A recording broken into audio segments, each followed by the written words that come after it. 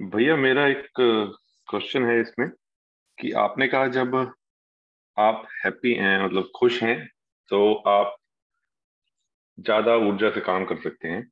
But कई बार deadlines होती हैं, आप हैप्पी नहीं भी हैं, डेडलाइन कोई है और तब भी आप जो काम वैसे आप हैप्पी नहीं हैं डिले कर करके करते हैं, टाइम दे दे के कि चलो इसको कल कर दूंगा परसों कर दूंगा। बट अगर आप के पास लेट्स से एक काम करने के लिए 1 घंटा है, 1 घंटे में करना ही है, आप कितने भी वो हो तब आपका सारा फोकस उस पर ही रहेगा तो आप फिनिश कर ही देंगे उसमें। तो इसमें क्या कहेंगे? बिल्कुल। मैं अपनी में बताऊं कि जब मैं कॉलेज में था ना, तो बच्चे लोग ऐसे, हम सभी लोग ऐसे जनरल कोई खास पढ़ाई नहीं करते थे। आधा घंटा 1 घंटा पढ़ते होंगे, लेकिन एग्जाम से 2-3 दिन पहले लोग मतलब 24 घंटे में 15 घंटे तक भी पढ़ाई करते थे। 14 घंटे 15 घंटे पढ़ाई करते थे 24 घंटे में। तो बेसिकली जो हम बात कर रहे हैं ना, तो जीवन अपनी प्राथमिकताओं के आधार पर वो बेसिकली शरीर का प्रयोग करता है। तो वहां पर दो चीजें हैं। एक तो मन में जो ये कहते हैं ना कि बेसिकली क्रिया का देखेंगे तो पहले तो ज्यादातर वो रुचि मूलक है। रुचि मूलक आस्वादन में देखेंगे तो क्या क्या है, जो 4 विषय 5 संवेदनाएं हैं उसी के अर्थ में है, उसको प्रयोग करना चाहता है शरीर।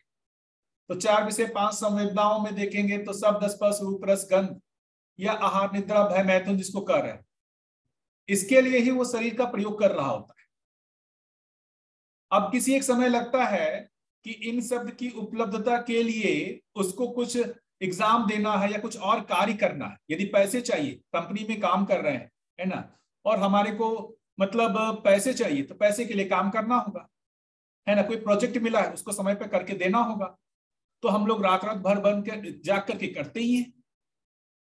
तो वहां पर कहीं ना कहीं जो शरीर थका हुआ है उसके बाद भी हम उसको प्रयोग करते हैं, वो जीवन की ही शक्ति से प्रयोग करते हैं।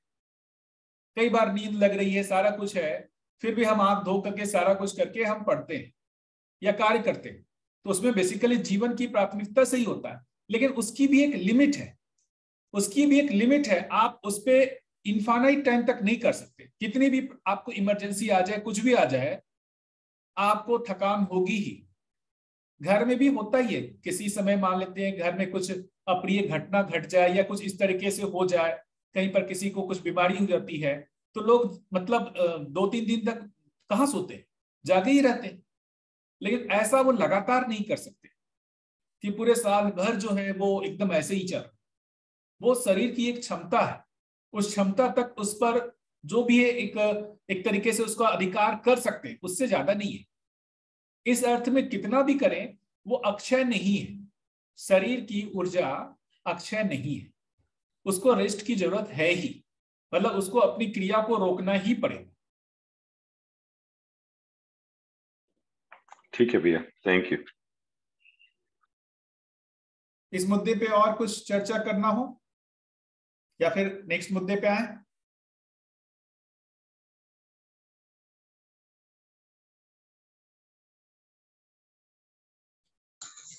भैया जीवन परमाणु व्यापक है या इकाई है?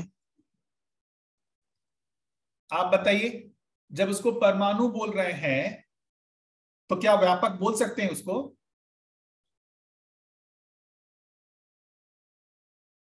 जब हम जीवन को परमाणु बोल रहे हैं, परमाणु का मतलब वो एक इकाई हुआ, वो व्यापक हो ही नहीं सकता।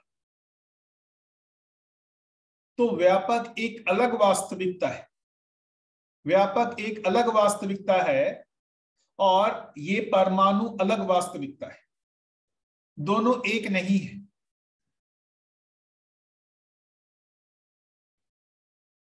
ठीक है।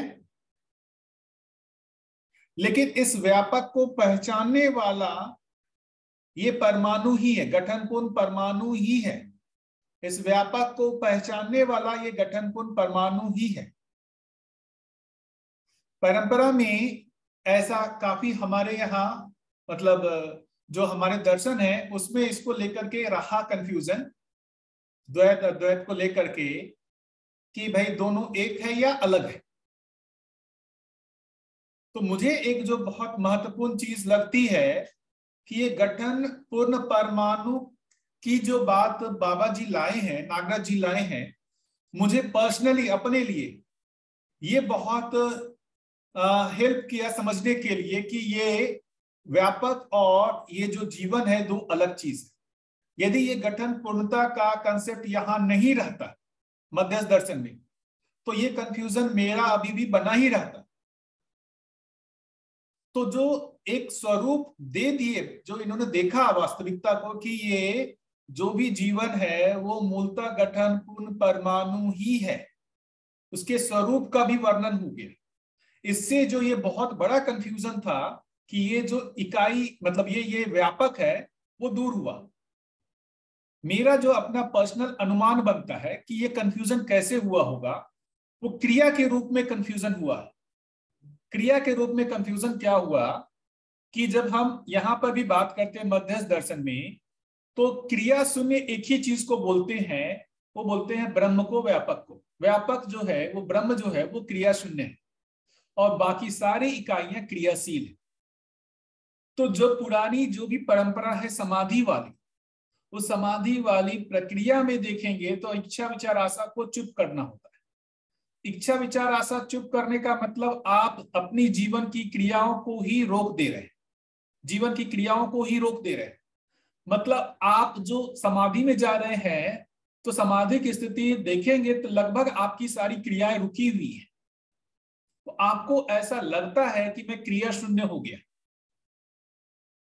मेरा जो अनुमान, मैं तो देखिए ऐसा बोल रहा हूं कि भाई मेरा अपना एक लॉजिक ही है, क्योंकि मैंने ना समाधि देखा है ना कुछ देखा है, बस जो मेरा एक तर्क बना हुआ है वो मैं आपको रख रहा हूं, है ना। मेरा इस तरीके से अधिकार नहीं बनता कि ऐसे समाधिस्थ पुरुष के बारे में या किसी के बारे में मैं ऐसा मूल्यांकन करूं, लेकिन अपने तर्क के आधार पर जितना मैंने अपने आप को मतलब देखा है, समझा है, कि जब जीवन क्रियाओं की जब बात कर रहे हैं, इच्छा विचार आशा, तो जब वो इच्छा विचार आशा चुप हो जाती है तो जीवन को क्रिया शून्यता का जो भी एक अनुभव होता होगा कि मैं क्रिया शून्य हूं, और चूंकि व्यापक भी क्रिया शून्य है, तो इस आधार पर उसको स्वयं में और व्यापक में डिफरेंस ही नहीं लगता। वो स्वयं को अपने को भी क्रिया शून्य देख रहा है और व्यापक भी क्रिया शून्य है। तो इसका मतलब क्रिया के आधार पर दोनों एक जैसे लग रहे हैं। मतलब उस स्थिति में, क्रिया शून्यता की स्थिति में जहां इच्छा विचार आशा चुप है, तो जो ऐसे व्यक्ति जो भी समाधि में गए, जिन्होंने इच्छा विचार आशा को चुप किया और उस क्षण तक उनको क्रिया शून्यता का अनुभव हुआ, और ये क्रिया शून्यता बेसिकली व्यापक का ही बेसिकली एक कहे लक्षण है। तो जब वो वापस आए, जब वो वापस समाधि से आए, वापस क्रियाशीलता स्टार्ट हुई, तब उनको ये बोध हुआ कि उस समय तो वो क्रिया शून्य थे। इसका मतलब उस समय उनको अनुमान बना होगा कि भाई उस समय मैं व्यापक के जैसा था, अभी वापस में फिर से उस व्यापक को छोड़ के दूसरे स्वरूप में आ गया। तो बार बार इसी को ही बताते रहे कि समाधि ही लक्ष्य बना। समाधि लक्ष्य बनने का मतलब क्रिया शून्य हो जाना ही लक्ष्य बना, जो परंपरा में जिसकी बात रहे।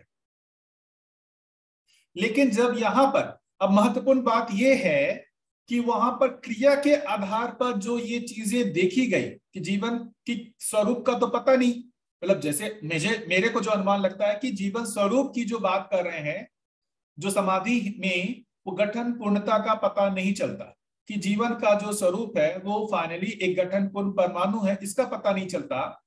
क्रियाएं रुक जाती हैं, इस आधार पर वो अपने को व्यापक जैसा दिखता है, उसको मानता है। लेकिन जो बाबा जी ने यहां पर आकर के ये बता दिया कि नहीं, ये जो गठन पूर्ण परमाणु है, इससे मेरे को तो बहुत सुविधा हुई समझने में कि क्रिया के रूप में उस समय समाधि में ऐसा हो गया, इस कारण से लोगों को कंफ्यूजन हुआ होगा कि मैं ब्रह्म हूं। लेकिन वास्तविकता में स्वरूप के अर्थ में देखेंगे तो वो जो गठन पूर्ण परमाणु है वो व्यापक नहीं है। गठन पूर्ण परमाणु व्यापक नहीं है, वो व्यापक अलग एक वास्तविकता है, गठन पूर्ण एक अलग वास्तविकता है। कैसा भैया? क्या बताइए। हाँ भैया, हाँ ये तो क्लियर हो गया। और अभी आपने जो कहा कि मतलब क्रिया शून्यता की स्थिति में शायद वो कंफ्यूजन हो गया, तो वो पॉइंट भी क्लियर हो गया। अभी एक और सवाल है भैया, ध्यान व्यापक है या इकाई है? आते हैं, ज्ञान व्यापक है या इकाई, इस पे भी आते हैं।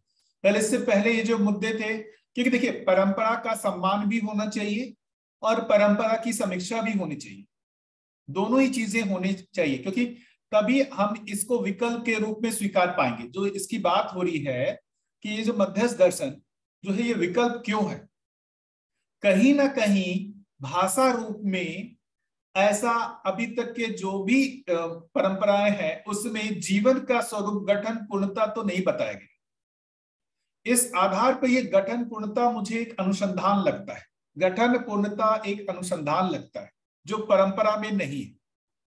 क्रियाओं के रूप में चीजें हो सकती है, बहुत सारी मन वृत्ति चित्त बुद्धि आत्मा कहा गया हो, लेकिन गठन पूर्णता की बात तो मैंने अभी तक कहीं नहीं पढ़ी। और इस गठन पूर्णता मात्र से मेरे को तो मतलब जो भी है अस्तित्व को समझने में बहुत सुविधा हुई, वरना वो जीवन और जो भी एक कहें, वो जो परमात्मा ईश्वर ये सब का जो भी एक कहे कि घालमेल कहे, वो क्लियर होता ही नहीं था। इस पे एक बार कर लेते हैं सभी लोगों का क्या सोचना है, उसके बाद भैया आपके वाले क्वेश्चन पे आते हैं, क्योंकि महत्वपूर्ण बिंदु है। और किन्हीं लोगों ने कुछ सोचा हो बताए भैया। ये मेरा कोई कंक्लूजन नहीं है, मेरा अपना एक तर्क से जो अनुमान है मैंने वो रखा, आप लोग भी बताएं इस पे, महत्वपूर्ण बिंदु है ये।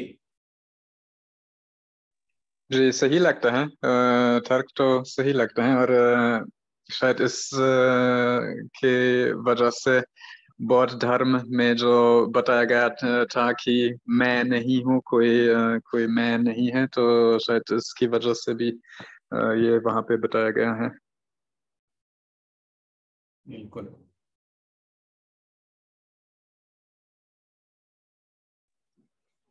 भैया, गठन पूर्ण परमाणु जीवन है, ये सिर्फ बाबा जी के दर्शन में आया है, इसके पहले ये परंपरा में कहीं उपयोग नहीं हुआ है। और बाबा जी ने तो यहाँ तक कहा है कि जीवन को 5 भागों में मन वृत्ति चित्त बुद्धि आत्मा, बाबा जी ने बताया इस 5 जीवन के अंग हैं, ये भी परंपरा में आदर्शवाद में कहीं नहीं कहा गया है। तो ये बात तो बिल्कुल ठीक कह रहे हो आप कि ये बाबा जी के दर्शन में ये प्रतिपादन हुआ है कि जो जीवन है वो गठन पूर्ण परमाणु है। जी भैया बिल्कुल, मतलब ये एक बड़ा चीज है जिसको मैं अनुसंधान मानता हूं, कि जो अनुसंधान जिसको कह रहे हैं ना, कि ये एक जो परंपरा में जो चीजें नहीं थी वो बाबा जी ने खोज के निकाली। मन वृत्ति चित्त बुद्धि आत्मा इन सब की बातचीत है, लेकिन गठन पूर्णता की बात, ये वर्ड ही जो है गठन पूर्ण, ये शब्द ही मुझे लगता है पहले नहीं था, ये शब्द का ही निर्माण बाबा जी ने किया है। शब्द के साथ साथ उस वास्तविकता का भी पता बाबा जी को ही लगा पहली। परंपरा रूप में तो ऐसा नहीं दिखता है, हो सकता है व्यक्तिगत रूप में किसी को हो या कुछ हो, लेकिन जो भी शास्त्र उपलब्ध है और जितना भी अपने सुना है उतने में तो नहीं है। ये बहुत महत्वपूर्ण चीज है। अच्छा भैया, अभी आपने एक बात बताई थी कि समाधि में आशा विचार इच्छा शांत हो गए तो जीवन जो है व्यापक स्वरूप जैसा ही हो गया। तो फिर व्यापक में उस स्थिति में अनुभव तो नहीं हुआ, क्योंकि अगर व्यापक स्वरूप हो जाता जीवन आशा विचार इच्छा शांत होने के पश्चात, तो फिर बाबा जी को जो अगला संयम की प्रक्रिया उससे नहीं गुजरना पड़ता, क्योंकि जब व्यापक स्वरूप हो जाता तो व्यापक का सारा अनुभव उनको उसी स्थिति में मिल सकता था, जो कि नहीं हुआ।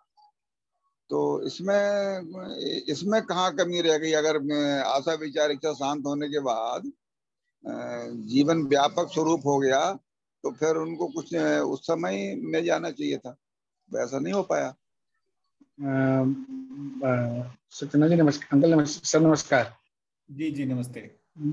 मेरे को ऐसा लगता है कि जैसे आप 5 मन वृत्ति चित्त बुद्धि आत्मा की बात करते हैं, 5 आयाम की बात करते हैं, बाबा जी ने उसको बड़े विस्तृत रूप में जीवन क्रिया के रूप में उसको समझाया। और बड़ा कभी कभी जैसे अपने अंदर मेरे को खुद ऐसा लगता है कि जब कभी कभी मेरे को अपने अंदर कमी सी दिखाई देती है, मुझे कहीं अपने अंदर किसी चीज से विरोध या कहीं उतलापन या उतावलापन सा दिखाई देता, तो अगर मैं उसको देख पाता हूँ तो इसका मतलब ये कि वो जीवन जो एक गठनपूर्ण प्रमाण है वो इन सारी चीजों से ऊपर है। मतलब उसमें उन्होंने जिस तरह से जीवन क्रिया को बताया कि जब तक उन जीवन क्रिया में स्थिरता नहीं आती, जब तक हम उनको नहीं समझते, उनको नहीं उनसे साक्षरता या ज्ञान नहीं दिलाते, तब तक वहाँ स्थिरता नहीं आती मेरे विचारों में, मेरी इच्छाओं में उस समय। इस तरह से उसको मैं इस तरह से देखता हूँ भैया, ये मुझे ऐसे भास आता है उसको। देखिए यही सब तो सोचने वाली बात है कि एक के अनुसंधान का मतलब बाकी लोगों को बहुत फायदा मिलता है। जैसे आज के दिन देखिए, मतलब मैं एक छोटी सी शेयर करता हूँ हाँ भैया। जी, जैसे कभी हम अभी जैसे मैं आ रहा था, आते आते रास्ते में कभी कहीं से कभी कोई रॉन्ग साइड भी आता है, कभी उधर से भी आता है, तो पहले जैसे बड़ा ना अंदर से वो आता था कि वो बहुत ज्यादा वो आता था कि मैं क्यों साइड में हो जाऊं, इसको निकल लूं, ये गलत है। लेकिन अब ऐसा नहीं आता।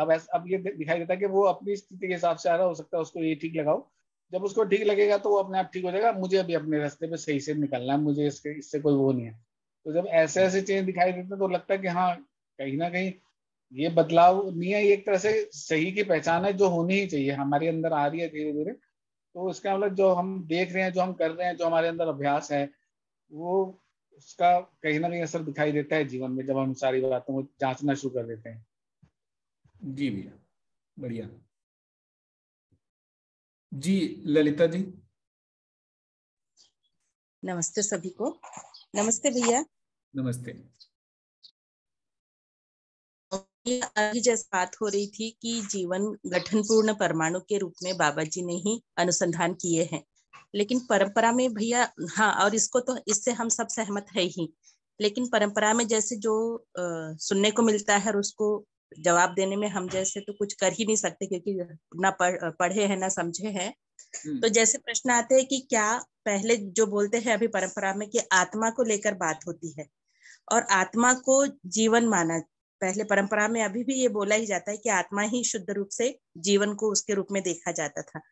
तो अभी जैसे बाबा जी ने उसको सही शब्दों के साथ में, परिभाषा के साथ में, और उसको सही से हमको पढ़ने और समझने योग्य बना दिया है उस चीज को, तो हम इस चीज को ऐसे समझ पा रहे हैं।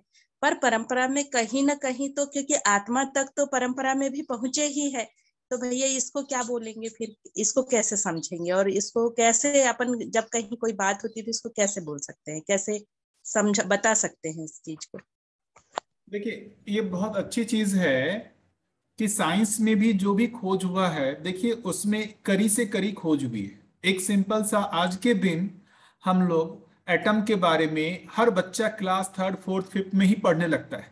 उसको पता होता है कि हर एक जो भी चीज हम देख रहे हैं उसका सबसे जो स्मॉलेस्ट जो भी एक पार्टिकल है जो स्वचालित है वो एटम है। एटम की संरचना के बारे में भी वो जानता है कि सेंटर में कुछ होते हैं, चारों तरफ बाकी कुछ चक्कर लगाते हैं। लेकिन ये संरचना यहां तक होने के लिए कितना लोगों ने मेहनत किया है। आज के दिन जो हमारे लिए सहज है उसके लिए कितनी मेहनत हुई। किसी एक आदमी ने, है ना, थॉमसन ने अपना कुछ मॉडल दिया, फिर थॉमसन के मॉडल को किसी एक आदमी ने आगे बढ़ाया, नहीं कि उस मॉडल से उसको कुछ और आगे का कनेक्टिंग पॉइंट मिला।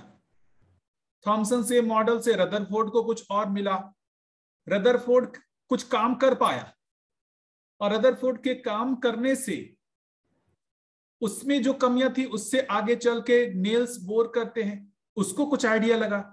तो ये देखेंगे एक के काम से दूसरे को रास्ता दिखा, उससे आगे का, फिर दूसरे काम से तीसरे को दिखा, उससे आगे का रास्ता।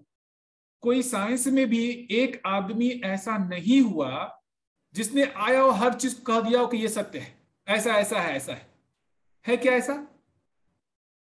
आप देखेंगे तो वहां पर भी एक सीक्वेंस है। एक ने काम किया, दूसरे ने उसके काम को आगे बढ़ाया, दूसरे ने काम किया, तीसरे ने उसके काम को आगे बढ़ाया। तो यहां पर यदि हम बाबा जी की भी बात को करें तो बाबा जी ने जो है परंपरा में कुछ काम हुआ था उसके काम को आगे बढ़ाया। यही सम्मानजनक भाषा बनती है। अब आप कहेंगे कि भाई यदि साइंस में कहेंगे एटम की जो बात करेंगे, एटम की खोज किसने की? आप बोलेंगे बोर बोलेंगे कि ये वो कर ही नहीं पाता यदि रदरफोर्ड ने काम नहीं किया होता तो। रदरफोर्ड ने यदि उतना खोज नहीं किया होता तो उससे आगे की ये खोज हो ही नहीं पाती। तो ये कोई भी किसी भी चीज को कम या ज्यादा नहीं कर रही, ये करी से करी जुड़ी हुई है।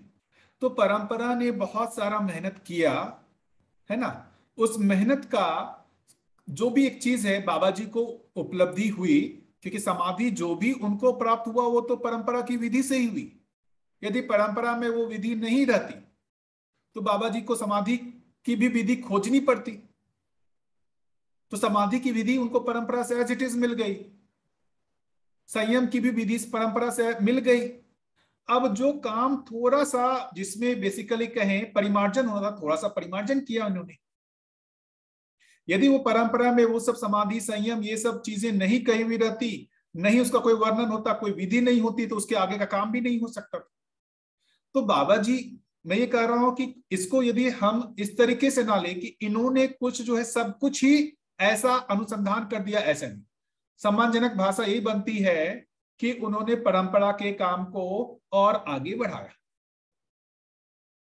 जो कमियां थी, जो उसमें थोड़ी सी कमियां थी, जो भी चीजें थी उसको पूर्ण कर दिया, जो अब हम सभी लोगों को तर्क संगत लगता है, ज्यादा स्पष्ट लगता है। इसमें क्या तकलीफ हो सकती है? ऐसा बाबा जी ये नहीं कर रहे कि भाई बाबा जी से जितनी बातें कि 99 हथौड़ा तो पहले मारा जा चुका था, मैंने आकर के 100वां हथौड़ा मारा, ऐसी भाषा का बाबा जी प्रयोग करते थे। ऐसा नहीं कर रहे बाबा जी कि सारे 100 हथौड़े बाबा जी ही मारे, 99 हथौड़ा तो परंपरा में मारा जा चुका है, मैंने आके 100वां हथौड़ा मारा, बस ऐसा। क्या ये भाषा, मुझे तो यही भाषा ठीक लगती है। जी भैया, बहुत बढ़िया, है ना? धन्यवाद। नहीं तो कई बार हम लोग ना है ना वो उलझ जाते हैं इन सब चीजों में, मतलब जिनकी जो आस्था है उसको लेकर के हम उसमें उलझने लगते हैं, स्ट्रगल करने लगते हैं। नहीं, पहले सब कहा गया है सही, ये कहा गया वो, कहाँ हम लोग उसको डिनाई कर रहे हैं। मैं तो पर्सनली नहीं डिनाई करता कि पुराने समय में जो भी चीजें हैं सब बेकार हैं, सब कुछ है, बहुत सारा कुछ अच्छा हुआ, उसमें जो थोड़ी सी कमियां थी बाबा जी ने आके उसको पूरा कर दिया, तो अच्छा ही हुआ ना। ये हम सभी लोगों के लिए, पूरे मानव जाति के लिए अच्छा हुआ। इसको हम निगेटिव क्यों लें? परंपरा से हम उसको नकार करके सिर्फ यही चीज ही सर्वश्रेष्ठ है ऐसा हम यदि स्थापित करने की कोशिश करेंगे तो फिर इसका बेसिकली निगेटिव प्रचार, निगेटिव इंपैक्ट पड़ता है। साइंस ऐसा नहीं करता, इसलिए साइंस में सारे साइंटिस्टों का सम्मान। न्यूटन जो है वो सम्मानजनक नहीं है और आइंस्टीन है सम्मान, ऐसा नहीं, उसकी अपनी अलग भागीदारी थी, इसकी अपनी अलग भागीदारी है। उसी तरीके से बाबा जी के लिए भी परंपरा के अर्थ में इन्होंने अपनी एक अलग जो भी जिम्मेदारी भागीदारी है उसको किया है। अब उससे आगे की जो जिम्मेदारी और भागीदारी की बात है कि इसका जो लोकव्यापीकरण करना है या इसकी परंपरा बनानी है, वो हम लोगों की जिम्मेदारी है। हमारे लिए एक महत्वपूर्ण चीज ये हो गया कि अब हमको ज्ञान को खोजना नहीं है, अंधेरे में तीर नहीं लगाना है। अब हमारे पास ज्ञान उपलब्ध हो गया है, इसको अनुभव करके जो भी है इसको जी करके प्रमाणित करके इसकी परंपरा बनानी, ये हमारी जिम्मेदारी। हम कुछ अलग नहीं कर रहे, हम भी एक जो बोल रहे हैं ना, मतलब हम यदि ये काम कर पाते हैं तो ये मानेंगे कि परंपरा में जो भी हुआ बाबा जी के काम को हमने आगे बढ़ाया, हमने उनके काम को ही आगे बढ़ाया। क्योंकि जो काम परंपरा में होना था, अनुसंधान, जो वास्तविकताओं के बारे में जो अभी तक कंफ्यूजन था वो हो गया। अब इसकी परंपरा बनाने की बात है तो परंपरा हम लोगों की सभी की जिम्मेदारी है। परंपरा तो बनी नहीं है, बाबा जी ने प्रयास किया लेकिन वो अभी परंपरा बन गई है वो तो नहीं दिखता, एक व्यक्ति से परंपरा तो नहीं बनती। अब इसकी शुरुआत हुई, दर्शन को पढ़ने की बात हो रही है, सबको पढ़ करके समझने की बात, उसको जी करके दिखाने की बात हो रही है और अपने से आने वाली पीढ़ी को ट्रांसफर करने की बात है। तो वो जिम्मेदारी अब हमारी जगह पे। तो बाबा जी ने अपनी जो जिम्मेदारी स्वीकारी उसको किया, अब हमारी जो जिम्मेदारी है उसको हमको स्वीकार करना है और इसको आगे बढ़ाना है। ठीक है?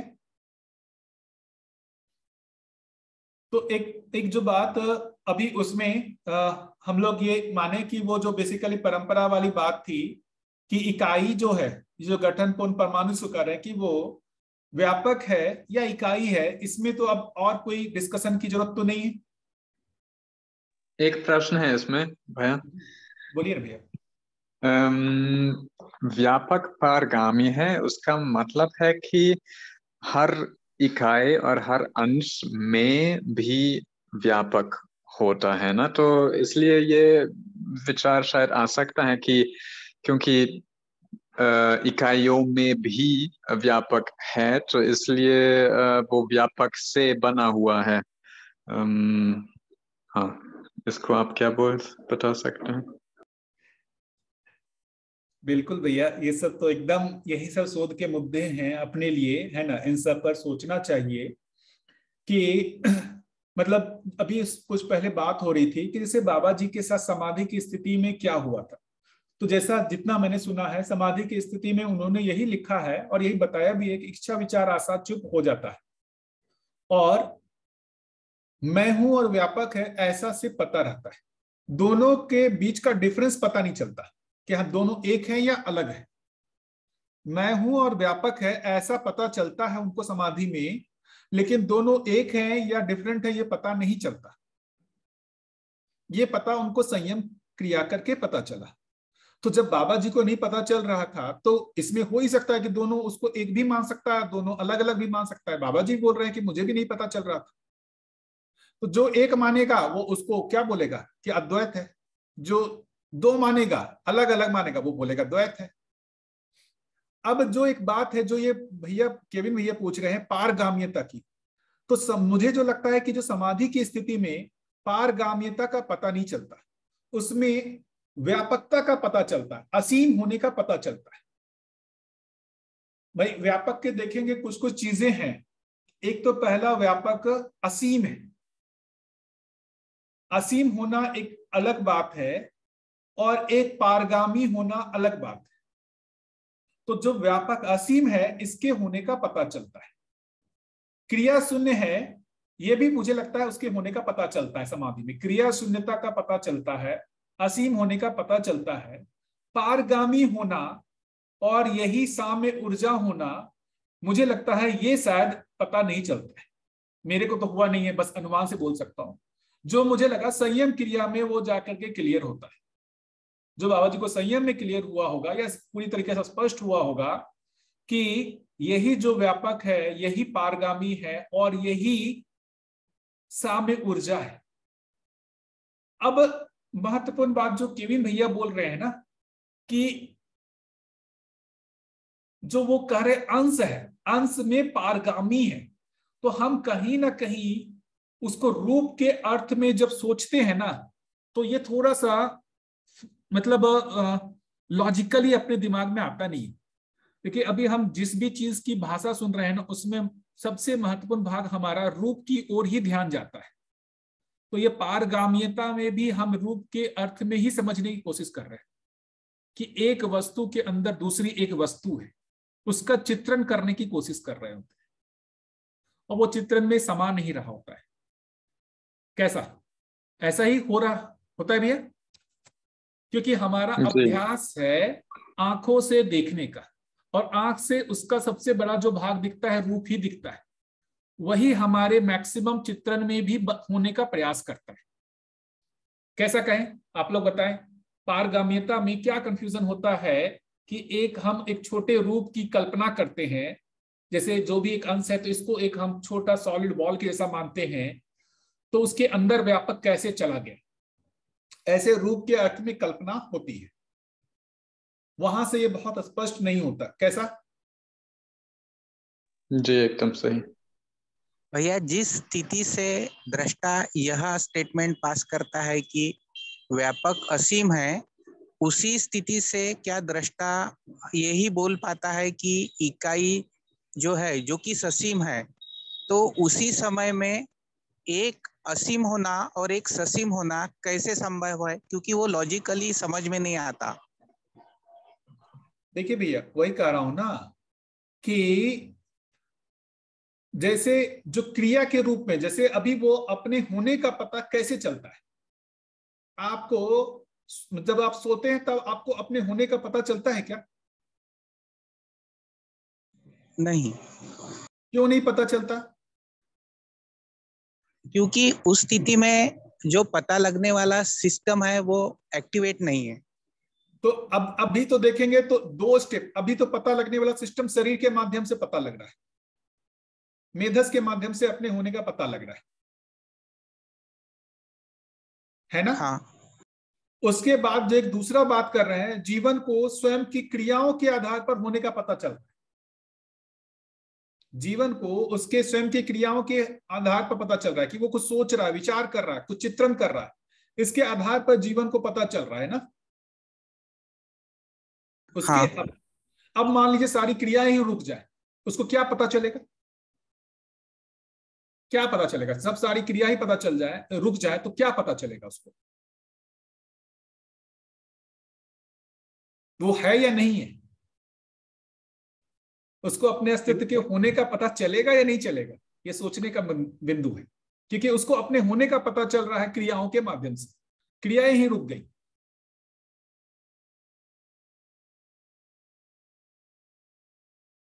अभी सिंपल हमने उस लॉजिक को एक्सटेंड किया यहां पर, सोते समय हमारे को अपने होने का पता नहीं चलता है, क्योंकि जो हम शरीर की क्रियाओं के माध्यम से ही अपने होने का पता चल रहा है, शरीर की क्रियाएं रुक गई तो अपने होने का पता ही नहीं चल रहा।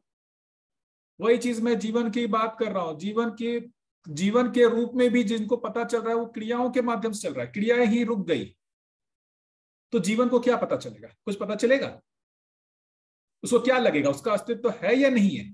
बताइए भैया नींद की अवस्था में तो पता नहीं लगेगा, लेकिन जागरूक मतलब जाग जाने के बाद में जब स्मृति के आधार पर तुलन करेंगे तो मतलब कंक्लूजन डिराइव हो सकता है ना? तो वही चीज तो ये वहां पर भी हो रहा है, जब वो क्रिया शून्य हो जा रहा है, मतलब जब इच्छा विचार आशा चुप हो जा रही है तो उसको पता नहीं चल रहा। जब वो समाधि के बाद वापस आ रहा है, फिर से वो पोस्ट एनालिसिस कर रहा है उस स्थिति का, उस स्थिति में हुआ क्या था। यही चीज तो वहां भी हो रहा है। फिर जैसे बाबा जी ने भी यही कहा ना कि एक समय ऐसा हुआ जब उनको समाधि हुआ तो समाधि में इच्छा विचार आशा चुप हो गई, उनके प्रश्न ही खत्म हो गए, उनके प्रश्न ही खत्म हो गए। जिस प्रश्न को लेकर के वो समाधि मतलब करने आए थे अमरकंटक में साधना, वो प्रश्न ही खत्म हो गया समाधि में। तो ये पता कब चलता था? समाधि से वापस आए तब पता चलता था कि यार मेरे प्रश्न का तो उत्तर मिला नहीं। समाधि के समय तो नहीं पता चलता था ना, समाधि के समय प्रश्न ही नहीं है और प्रश्न के उत्तर नहीं मिले, ये समाधि में ये थोड़ी हो रहा है। समाधि से वापस आने के बाद ये पता चल रहा है कि मेरे प्रश्न का उत्तर नहीं मिला। और कोई एक बार वो समाधि में गए हो ऐसा नहीं है, वो हर दिन समाधि में जा रहे हैं। वो बताए साल भर वो समाधि की मतलब वो समाधि में रहे और हर दिन वो समाधि में जा रहे हैं और हर दिन जाकर के उनकी इच्छा विचार आशा चुप हो जा रही है और वापस जब वो समाधि उनकी ब्रेक हो रही है, समाधि से वापस आ रहे हैं, फिर से उनको लग रहा है कि यार मेरे प्रश्न के उत्तर नहीं मिले। लेकिन समाधि में तो ऐसा कुछ हो ही नहीं रहा है, ना ही प्रश्न है ना कुछ है, क्योंकि सारी क्रियाएं ही रुक गई। प्रश्न तो होने का इच्छा विचार आशा से पता चलेगा।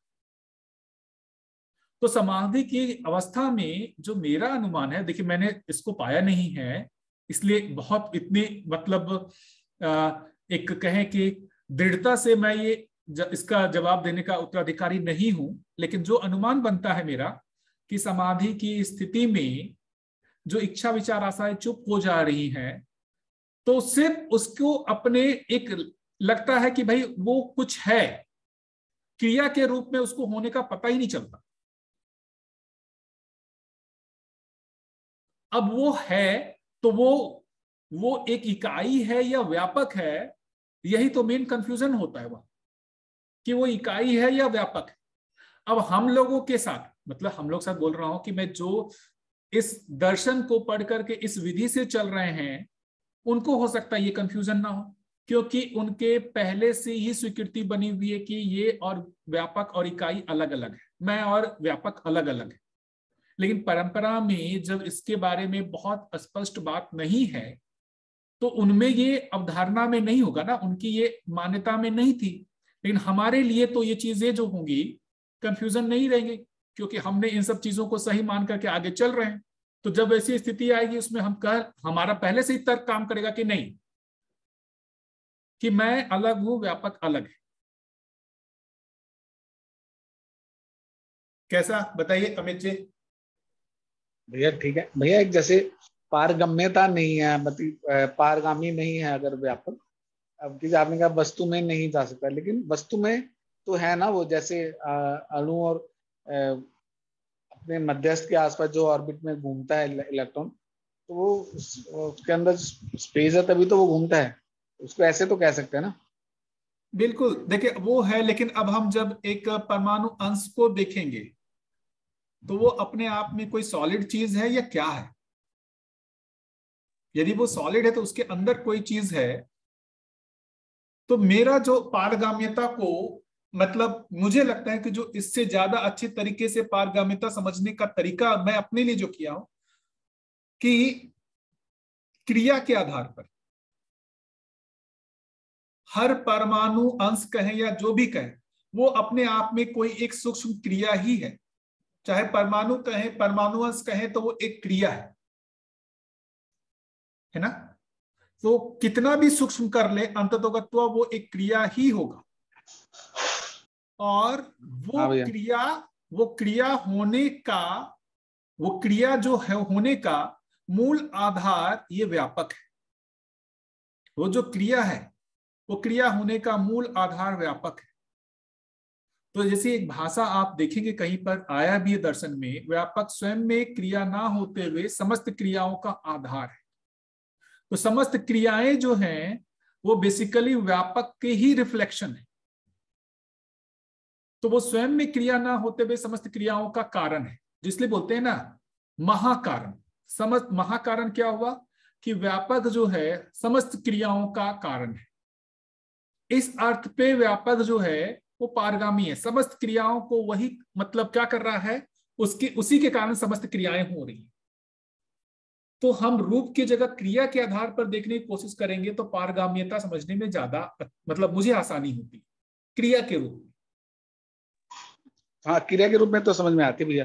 उसमें दिखाई देता है, जैसे अगर स्टूल धातु में देखें, आप ईंट पत्थर में देखें, तो उसमें क्रिया वो क्षीण होती हुई धीरे धीरे नजर आती है। वो मिट्टी में बदलता है या लोहे पे जंग लगता है, इस तरह से दिखाई देती है। वो ऐसे समझ में आती है, मतलब उसके अंदर तो वो स्थिति आएगी ना, सम विषम वाली स्थिति आएगी, वो उसके अंदर सम विषम गुण वाली स्थिति आएगी, ऐसे कह सकते हैं उसको। मतलब ये कहें कि फाइनली ये बहुत सूक्ष्म जगह है, जो मुझे लगता है कि यहाँ पर भी जो बात हो रही है ना, कि जो अभी आप जो दर्शन में बात हो रही है, जो इसमें बोल रहे हैं कि भास आभास प्रतीति अनुभव, या जो इसको भी हम कह रहे हैं कि पहले जो है मन वृत्ति चित्त में भास आभास होगा, फिर उसके बाद साक्षात्कार होगा, फिर अवधारणा होगी, फिर अनुभव होगा। तो इसका मतलब जो ये चीज है, ये जा करके हम अभी कितना भी अपनी तर्क लगा ले, कुछ ना कुछ चीजें शेष रह ही जाएंगी जो अनुभव में ही जाके स्पष्ट हो। तो हम कितना भी अभी तर्क लगा लें, वो उसका एक अनुमान ही हो सकता है। उसके प्रति पूर्ण जो कहते हैं कि ऐसा ही है, वो अनुभव में जाकर के ही होगा।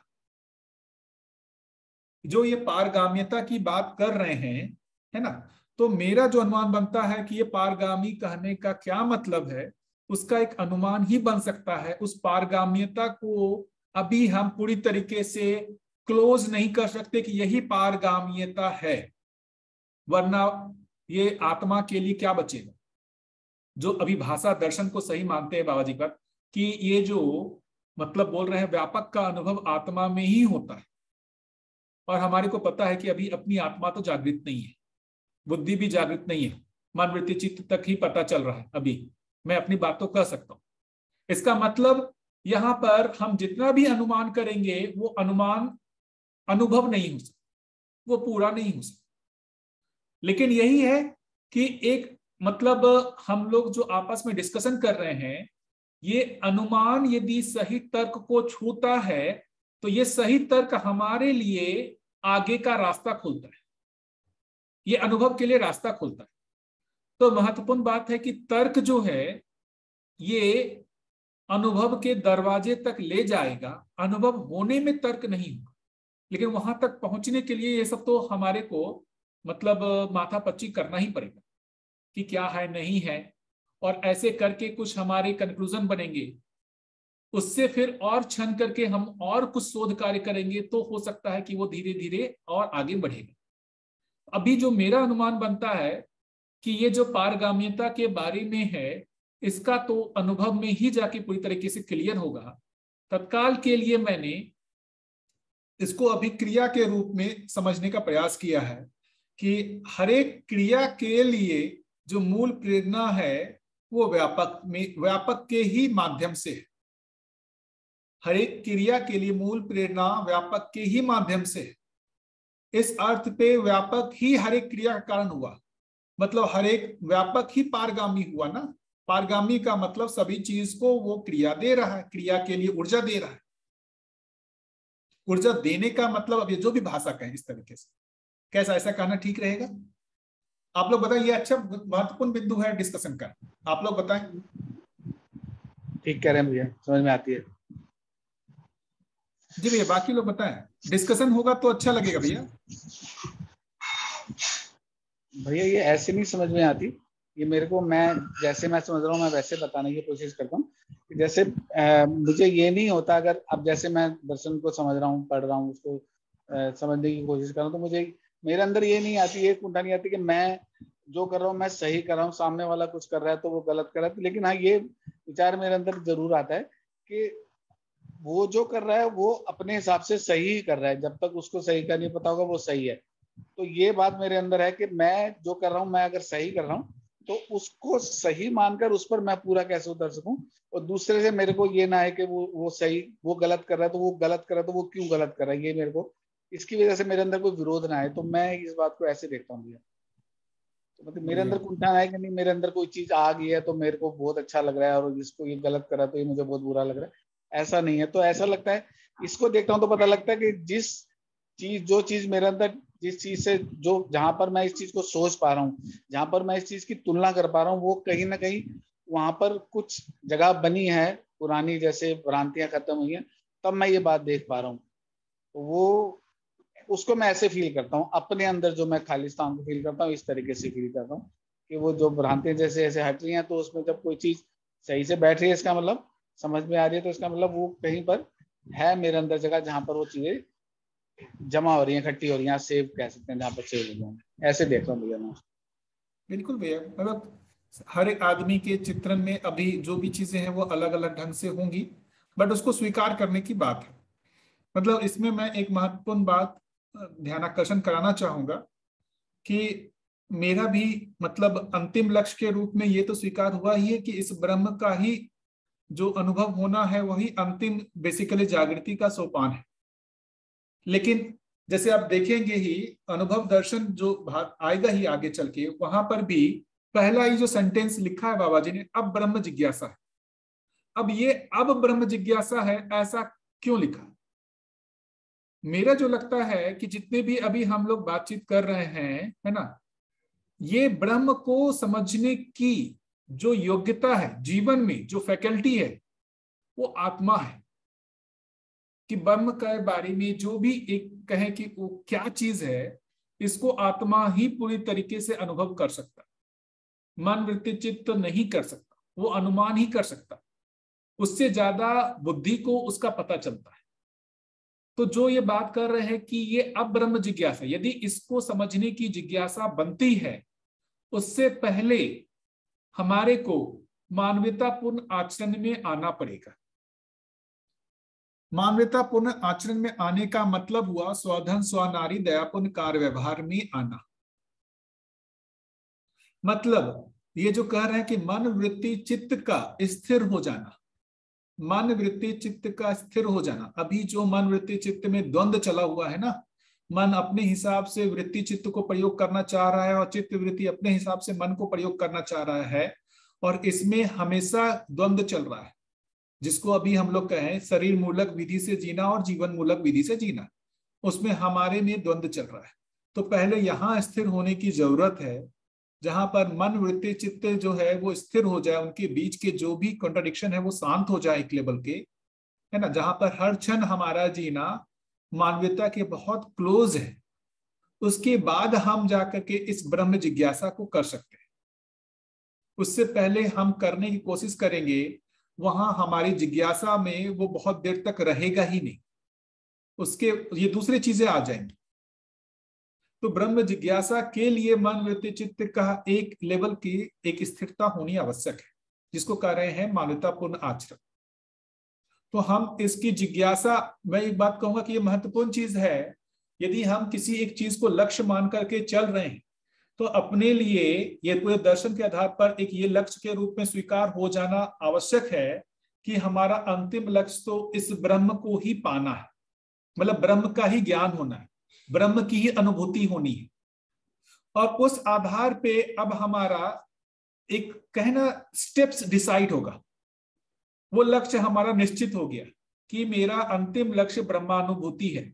ये भी जिज्ञासा, ये भी स्थिर होना बहुत आवश्यक मुझे लगता है कि मेरा अंतिम लक्ष्य ब्रह्मानुभूति है। ये हम सभी में स्थिर होना आवश्यक है। लेकिन उस ब्रह्मानुभूति के लिए जो स्टेप्स होंगे वो क्या होंगे, वो भी अपने को पता करना होगा। तो उससे पहला स्टेप होगा, पहले मानवतापूर्ण आचरण में पारंगत हो। मानवतापूर्ण आचरण में पारंगत होने का मतलब हो गया, जो मानव की हैसियत से, बाबा बोलते हैं ना, मानव की हैसियत से हमको जी करके पहले प्रमाणित होना होगा। मतलब मानव की हैसियत से जी करके प्रमाणित होने का मतलब है, जिसको हम बात कर रहे हैं, मूल्य मूलक जो भी जीना है, मूल्य मूलक लक्ष्य मूलक जीने में हम पहले स्थापित, या फिर कहें मूल्य चरित्र नैतिकता के रूप में हम लोग जीना स्टार्ट करें। स्वधन स्वनारी दयापूर्ण कार्य व्यवहार में हम पूरी तरीके से स्थिर हो जाए। ये पहला स्टेप होगा। ये पहला स्टेप होने के बाद उसके बाद हम दूसरे स्टेप के लिए काम करना स्टार्ट करेंगे। इसको ये कहें कि जो बात करें ना, मानव चेतना, देव चेतना और दिव्य चेतना, हम यदि सीधा दिव्य चेतना का मतलब है ये पूर्ण ज्ञान होना, व्यापकता को लेकर के भी अब पूर्ण हो चुके हैं, अब कोई कुछ शेष नहीं बचा। लेकिन उससे पहले हमको मानव चेतना में तो आना पड़ेगा। पहले इस जो वह कह रहे हैं आचरण में, इसमें तो जीना पड़ेगा। हम ब्रह्म के बारे में बातचीत करें, जिज्ञासा करें, हर चीज करें, और जीते समय हमारा अमानवीयतापूर्ण आचरण रहे। मतलब हम दीनता, हीनता, क्रूरता करें, पर धन, पर नारी, पर पीड़ा करें, चार विषय 5 संवेदनाओं में पूरी तरीके से जीते रहे। और डिस्कशन के समय हम ये ब्रह्म और ये सब चीजें करें, वो कभी समझ में नहीं आएगा। पर्सनली मेरे को तो नहीं लगता है कि मेरे को समझ में आता है। इसलिए मैंने उन चीजों को स्थिर कर दिया है कि ये अंतिम लक्ष्य ब्रह्म का ही है समझना। लेकिन उससे पहले मुझे पहले मानवतापूर्ण आचरण में पारंगत होना, वो महत्वपूर्ण बात है। वो हमारे जो एक है ना, ध्यान से हमेशा निकल जाता है। तो वो चीज को स्थिर करके अंतिम लक्ष्य के रूप में स्वीकार करके, लेकिन अभी के स्थिति का भी मूल्यांकन होते हुए हमारे लिए तत्काल में प्रायोरिटी में क्या काम है उसको भी समझते रहना बहुत आवश्यक है। ऐसा भैया नमस्ते। नमस्ते भैया। मैं यहाँ से बोल रहा हूँ, रायपुर से। सुना था कि आत्मा को जानने पहचानने के लिए पहले उसका स्वभाव, धर्म, गुण को जानने के बाद उसका रूप को समझ पाना थोड़ा दिक्कत होता है। इस चीज में सुना हुआ था, इसलिए आपको शेयर कर रहा था। अभी आत्मा तो भैया दूर की बात है, अभी मन, वृत्ति, चित्त ही समझ में नहीं आ रहा है। नहीं तो आप बोले कि आत्मा से ही वो पता चलता है आपका अस्तित्व जो है, इसी के लिए चर्चा था, तब जैसे अभी देखें, हम सभी लोगों की स्थिति देखें। जैसे जितने भी हम सभी लोगों ने परिचय शिविर किया हुआ है, सभी किया हुआ है। अभी जब हम मन, वृत्ति, चित्त, बुद्धि, आत्मा, इन 5 की क्रियाओं के बारे में जब बात होती है, तो हम कितनी क्रियाओं के प्रति मतलब ऑथेंटिक हो पाते हैं कि ये क्रियाएं अपने आप में दिखने लगती है। मन की क्रिया दिखने लगती है, चयन आस्वादन। वृत्ति की क्रिया जो है तुलन विश्लेषण दिखने लगती है। चित्त की कीर्तन क्रिया दिखने लगती है। क्या उससे ऊपर की क्रियाएं अपने आप में देख पाते हैं क्या? ऊपर की क्रियाएं कहाँ, क्रिया ही से तो हम लोग समझ आता है। तो ये एक बात कहेंगे कि मन, वृत्ति, चित्त की क्रियाएं अभी क्रियाशील हैं, इसलिए वो दिखती हैं। जो क्रिया काम कर रही है, फंक्शन कर रही है, उसका पता चलता है हमारे को। जो फंक्शन नहीं कर रहा है उसका पता नहीं चलता है ना। वो आत्मा तो, हाँ जी भैया, अनुभव ही होने पर वो पता चलेगा, बता रहे हैं उसको। बिल्कुल, उसका रूप है ना। मन, वृत्ति, चित्त से तो अभी प्रयास कर ही रहे हैं हम। हाँ, कर ही रहे हैं। कहाँ पकड़ में आ रहा है? आपका अनुमान अलग बन वो रहा है, मेरा अलग चित्रण बन रहा तक के चित्रण वहीं तक के हो रहा है। तो और उसमें भी सभी लोगों का चित्रण अलग अलग हो रहा है, एक हो रहा अलग है क्या? अलग हो रहा है। हाँ, तो इसीलिए बता रहे थे कि रूप को समझोगे, यदि रूप से यदि आत्मा को आप समझना चाहोगे तो बहुत मुश्किल होगा, कंफ्यूजन हो जाएगा। इसलिए उनके स्वभाव धर्म को पहले समझ करके रूप के रूप में आत्मा से ही समझ पाएंगे, ऐसे बता रहे थे, तब बता रहा हूँ। बिल्कुल एक रूपता आएगी, हम सभी लोगों की आत्मा क्रियाशील हो जाए, और हर एक की आत्मा क्रियाशील होने पर अब जो वो व्यापक को देखेगा, हम सब जब अब बात कर रहे होंगे ना, सबके चित्रण में एक ही चीज हो रही होगी। जो आत्मा में व्यापक का अनुभव होने के बाद हम सभी में जो उसका चित्रण होगा या जो भी होगा वो सब में एक जैसा जी। और अब भी एक जैसा होना मुश्किल है। इस आधार पर थोड़ा सा एक दिक्कत ये भी हो सकता है कि कोई अपने तर्क को श्रेष्ठ मान ले और कोई मतलब जैसे दूसरे के तर्क को नेष्ट मान ले। ऐसी संभावना बहुत रहती है, जहां पर हम लोग देखते ही आपस में कि हम अपने तर्क को श्रेष्ठ मान लेते हैं, दूसरे को कम मार्क लेते हैं, जहां पर मैं भी अनुमान की जगह पर हूं, वो भी अनुमान की जगह पर। तो थोड़ा इन सब चीजों से बचने की जरूरत मुझे लगती है। और किन्हीं को कुछ ऐड करना? जी भैया। न्याय धर्म सत्य जो है ना, वहीं तक के हम लोग रुक जाते हैं और रूप के आधार पर उसको नहीं समझ पाते हैं, ये कहना था। जी भैया। जी ठीक है भैया। भैया आपने कहा कि पहले मानवतापूर्ण आचरण, स्वधर्म स्वनादि स्वपुरुष की आवश्यकता है, उससे समाधान होने की संभावना है। लेकिन अक्सर मैं पढ़ता हूँ कि समाधान के बाद समृद्धि के तौर तरीके हमको स्पष्ट होते हैं, और तो समाधान के बाद समृद्धि होगी। तो लेकिन समृद्धि मतलब कि हम स्वधन करते हैं ना, तो पहले स्वधन करना पड़ेगा और तब समाधान होगा, या पहले समाधान होगी और तब समृद्धि या स्वधन संभव होगी? ये पूरा समझ में नहीं आता।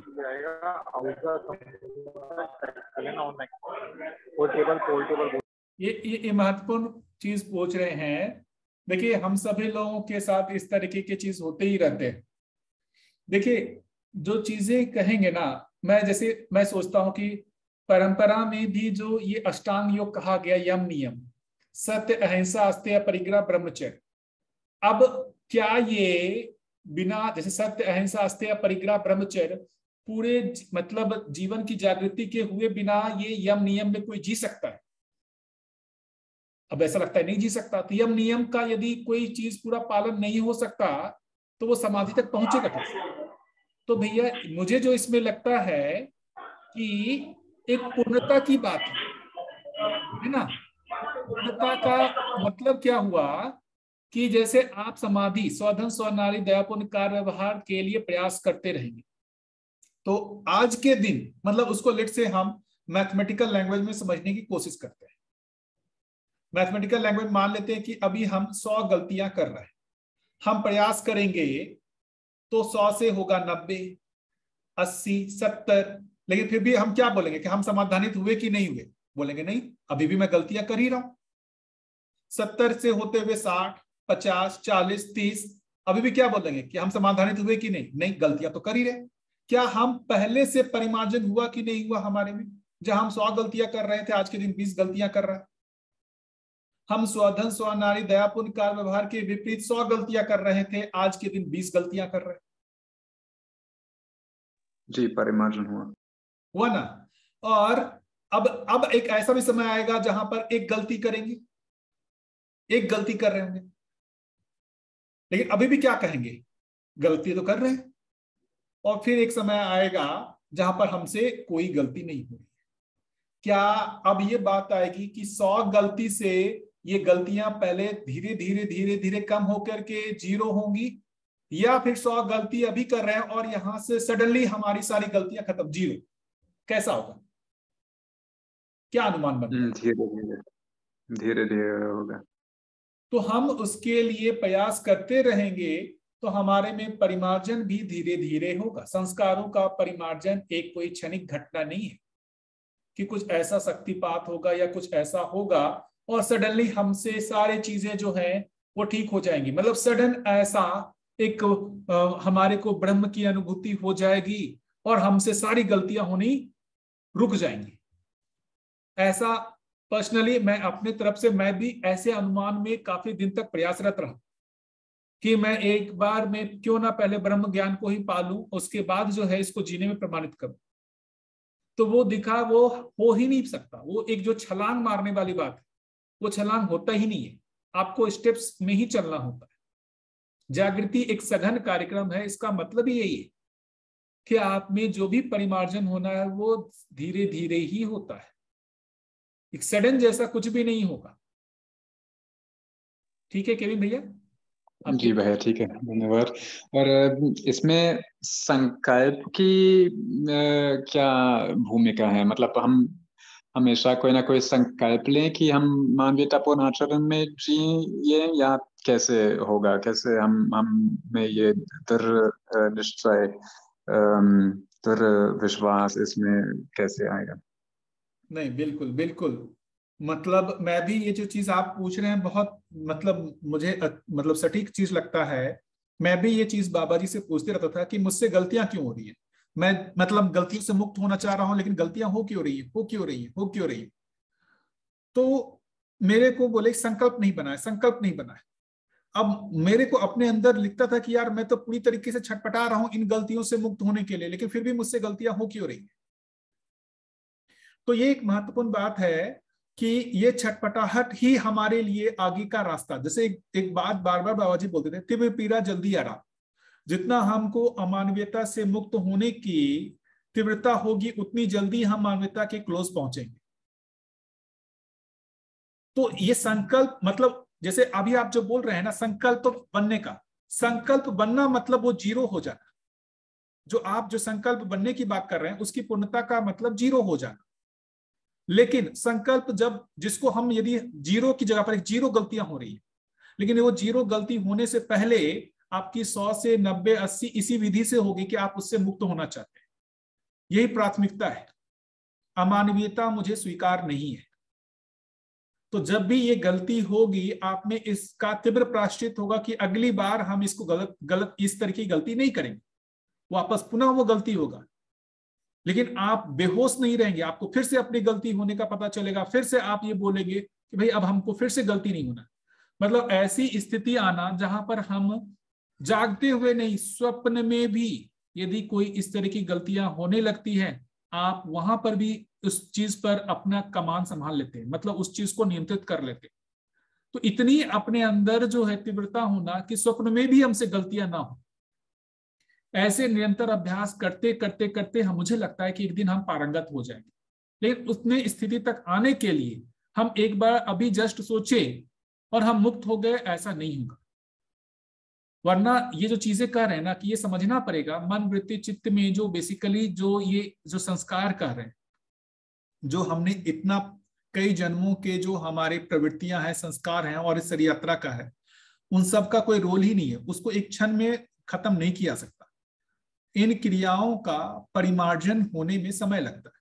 मतलब उसकी सीधी बात कहें, कोई एक बहुत तेजी से मान लेते हैं एक ट्रेन चल रही है ना, क्या उसको ब्रेक मारेंगे तो उसी समय वो रुक जाएगा क्या? कितना भी तेज मारेंगे ब्रेक, क्या वो उसी समय रुक सकता है क्या? नहीं। वो क्या होगा, वो घसीटेगा। आप जितना तेज ब्रेक मारेंगे उतनी जल्दी रुकेंगे, लेकिन ब्रेक मारने के साथ ही आप रुक जाएंगे, ऐसा नहीं। तो हमारी जो भी पूर्व संस्कार है, जो पूर्व प्रवृत्तियां हैं, अब हमको पता चली और हम चाहे इसी समय इसको रोक दें, नहीं होगा। अब हम ब्रेक मारने का काम कर रहे हैं। क्या ब्रेक मारने का काम कर रहे हैं? दर्शन को पढ़ रहे हैं, इसके अनुरूप जीने का प्रयास कर रहे हैं, इसको प्राथमिकता में ला रहे हैं, यही उस पर ब्रेक मारना है। लेकिन अभी हमने ब्रेक मारना स्टार्ट किया और वो रुक गया, ऐसा नहीं। वो कब जाके रुकेगा वो डिपेंड करेगा कि हम कितनी तेजी से ब्रेक मार रहे हैं।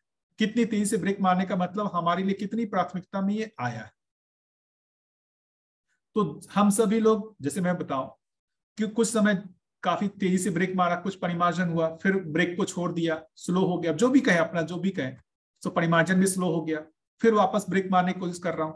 तो ये समय लेता है नहीं। और ये पीड़ा होना ये चीज होना, ये मुझे कोई गलत नहीं लगता।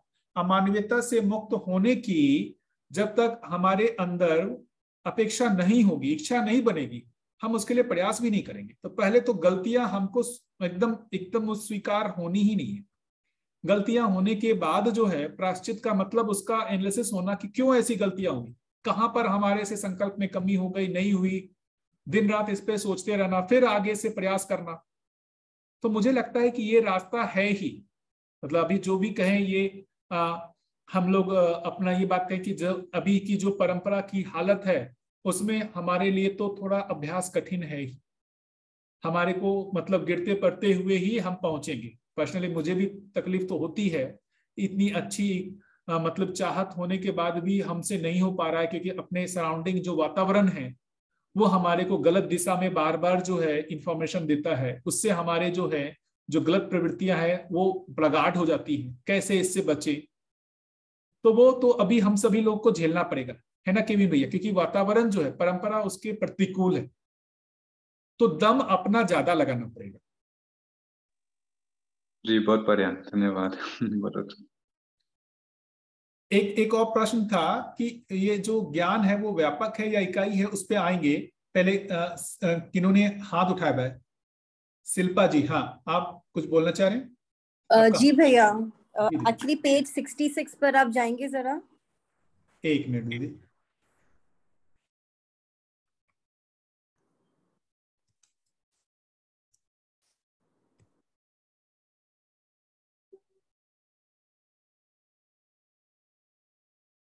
जी बताइए।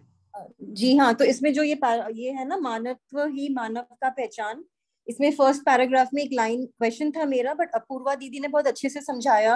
बट मैं आपका भी जानना चाह रही थी कि जो ये इसमें फोर्थ लाइन है, मन स्वस्थता के अर्थ में ही सह अस्तित्ववादी विधि से विज्ञान विधा से भी मन स्वस्थता का सूत्र रूप विश्लेषित और निर्धारित व्याख्यात है। तो मैं जानना चाह रही थी ये विज्ञान विधा मतलब उन्होंने समझाया था, बट अगर आप भी बताएं आपका क्या व्यू है इसमें। विज्ञान विधा से भी मनस्वस्थता का सूत्र विश्लेषित और निर्धारित है। पहले तो मनस्वस्थता का क्या मतलब है, इस पे आते हैं दीदी। पहले उनका एक और जो था उस पे ले ले एक सीक्वेंस में। जी भैया बिल्कुल। हाँ एक सीक्वेंस। एक और था शायद अमित भैया का ही था ना कि वो ज्ञान व्यापक है या इकाई है, ऐसा कुछ था, क्या था भैया? हाँ भैया हाँ। देखिए अब यही चीज है, ज्ञान से किस चीज को हम इंगित कर रहे हैं, मतलब ज्ञान का मतलब क्या समझ रहे हैं, पहले ये समझना होगा ना। अब देखेंगे तो ज्ञान को तो व्यापक ही कहा, लेकिन उस ज्ञान का जो रिफ्लेक्शन है वो किसके माध्यम से होता है, वो इकाई के माध्यम से ही होता है। साम्य ऊर्जा का पता किसके माध्यम से पता चलता है? साम्य ऊर्जा का पता व्यापक से पता चलता है या इकाई के माध्यम से पता चलता है?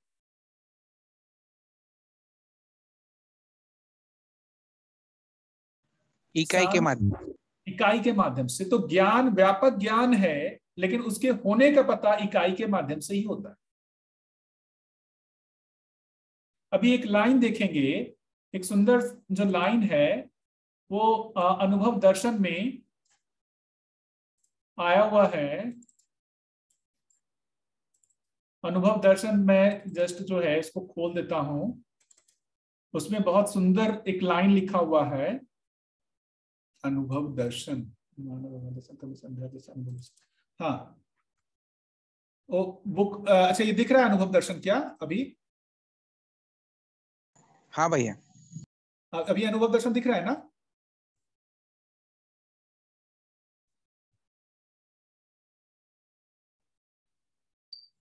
हाँ किताब दिख रहा। जी ये देखिए इसमें जो है ये एक लाइन लिखा हुआ है,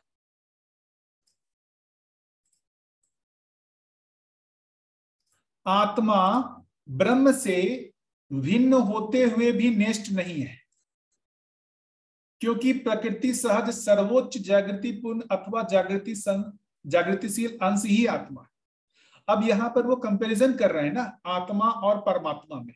ब्रह्म का मतलब परमात्मा, ये बोल रहे हैं ब्रह्म से भिन्न होते हुए भी नेष्ट नहीं है।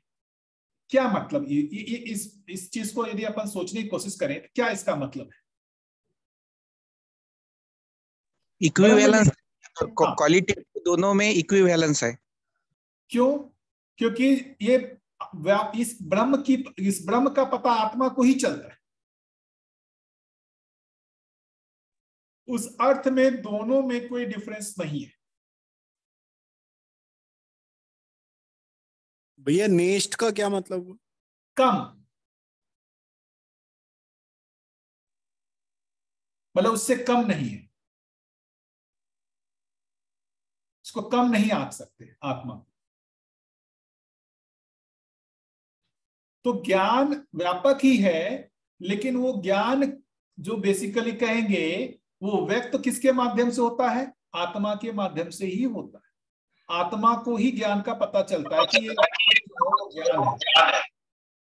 आत्मा एक इकाई है। आत्मा तो है ही ना, इकाई काल। आत्मा इकाई अलग, जीवन इकाई है ना। आत्मा जीवन की एक अंग है।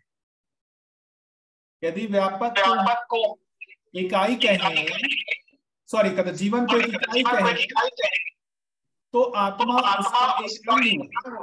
भैया किन्हीं का स्पीकर ऑन है लगता है, माइक बंद कराइए ना जी। जैसे ये देखेंगे, यही तो यहां से स्टार्ट हुआ है। मैं चैतन्य इकाई के मध्यांश, चैतन्य इकाई के मध्यांश की संज्ञा मैं, जो आत्मा के नाम से अभिहित।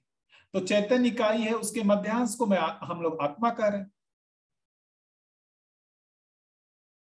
ठीक है। यहाँ ये लगता है ना कि जैसे शरीर एक इकाई है, जीवन एक इकाई है, पर जो महत्व व्यापक का सब इकाइयों के वास्ते ही है, वही महत्व आत्मा का या जीवन का शरीर के वास्ते है। वो है तो कुछ ना कुछ जीवनता दिखती है, वरना तो शरीर में कुछ जीवनता दिखती नहीं है, कोई ऊर्जा दिखती नहीं है। बिल्कुल। यहाँ पर अभी की भी देखिए, ये जो चीज लिखा हुआ है, जो अभी हम लोगों ने डिस्कशन किया है, देखिए क्या लिखा हुआ है। ये लिखा हुआ है यह मतलब उसको ब्रह्म कह रहे हैं। ब्रह्म शब्दों द्वारा पूर्णतया उद्घाटित नहीं है। यह ब्रह्म की अप्रचुरता का नहीं, अपितु शब्द की अक्षमता का द्योतक। मतलब शब्द के माध्यम से ब्रह्म को पूरी तरीके से नहीं बताया जा सकता।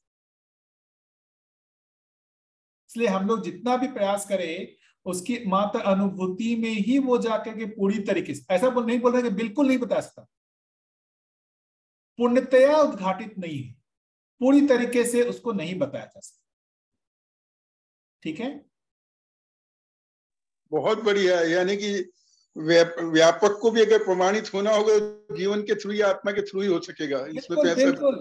अब ये पूरा देखेंगे तो मतलब भाषा भी एक बार आती है बाबा जी की, भाई ये सारी चीजों क्यों है, मतलब आदमी क्यों पैदा हुआ। तो भाई व्यापक जो है मतलब वो व्यक्त होना चाहता है, और व्यक्त होगा किसके माध्यम से? वो बेसिकली वो मतलब जीवन के माध्यम से ही व्यक्त होगा, और जीवन में भी वो आत्मा के माध्यम से व्यक्त होगा। तो व्यापक अपने होने को वो बेसिकली क्या कर रहा है? प्रकाशित कर रहा है जीवन के माध्यम से, और वो जीवन में भी आत्मा के माध्यम से।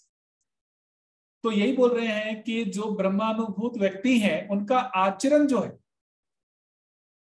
वो बेसिकली उनका आचरण जो है वो देखेंगे तो बिल्कुल जो है वो व्यापक के अनुभव के आधार पर ही उसका आचरण दिखता है। आप जब देखेंगे तो उसमें जब हम सीक्वेंस की बात करते हैं, तो आत्मा में ब्रह्म की अनुभूति, उस अनुभूति के प्रकाश में उस आत्मा का प्रभाव बुद्धि पे, उस बुद्धि का प्रभाव चित्त में चिंतन की रूप में, उस चित्त के चिंतन में का जो प्रभाव है वो वृत्ति में न्याय धर्म सत्य के रूप में, और फिर उस न्याय धर्म सत्य का प्रभाव मन में वो मूल्य मूलक आस्वादन के रूप में वो दिखता है। तो वो बेसिकली कहां से स्टार्ट हो रहा है? स्टार्ट तो हो रहा है वो ब्रह्म से ही। तो वहां से वो पूरे जीवन क्रियाओं पे प्रभाव डाल रहा है। अभी वो प्रयास कर रहा है, अभी भी वो प्रयास कर रहा है, क्योंकि वो व्यक्त होना चाह रहा है। यदि वो व्यक्त नहीं होना चाहता, हम लोग को क्या तकलीफ था?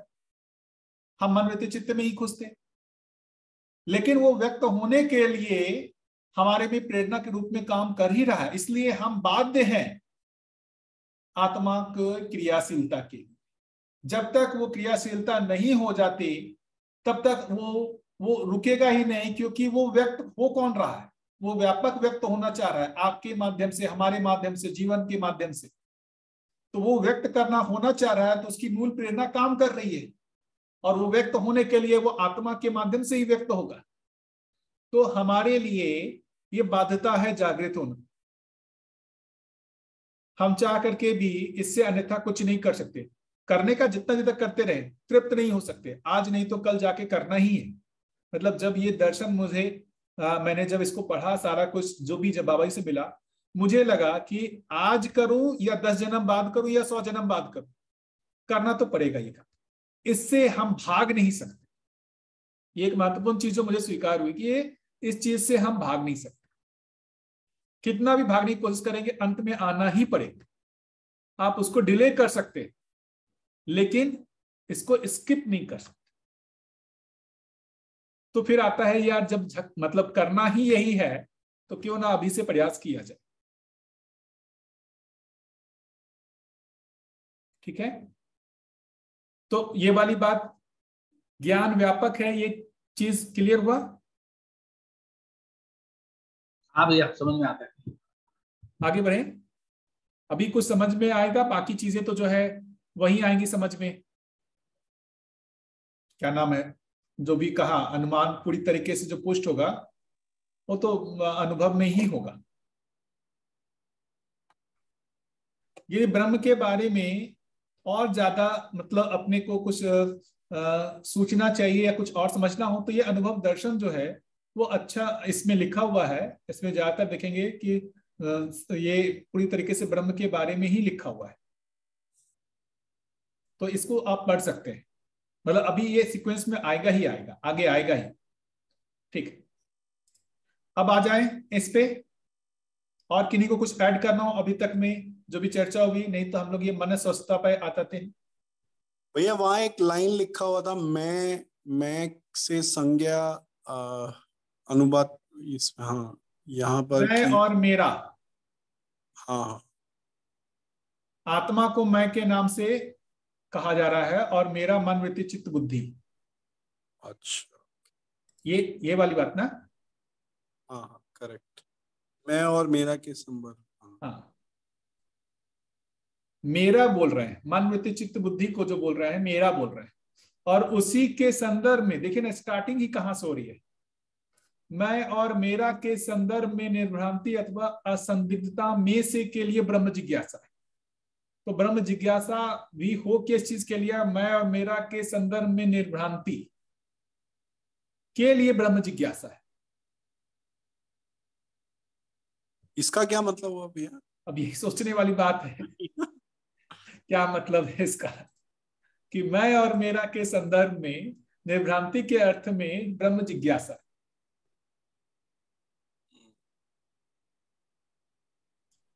ये सब चीजों पे आगे डिस्कशन होगा, जब ये आएगा ना उस समय हम लोग डिस्कशन करेंगे, अच्छा रहेगा, है ना? नहीं तो ये कनेक्ट होता जाएगा। ये सब सोचने के हाँ जी भैया, तो ये जहाँ रुके थे मन स्वस्थता की तरफ, वहां चलते हैं। जी भैया, आ जाते हैं। तो पहले मन स्वस्थता का मतलब समझ लेते हैं। पहले मन स्वस्थता का मतलब क्या? मन स्वस्थता का मतलब जो हुआ पूरी तरीके से, मन जो है वो पूरी तरीके से कहां से, वृत्ति से, वृत्ति कहां, चित्त से चित्त, बुद्धि से बुद्धि, आत्मा से जब एक तरीके से अलाइन हो जाते हैं उसको ही मन स्वस्थता का। मतलब अब मन पूरी तरीके से तृप्त है, उसमें कुछ भी अतृप्ति जैसा अब नहीं लगता, उसको मन स्वस्थता कर है, पूर्ण तृप्ति हो गई मन की।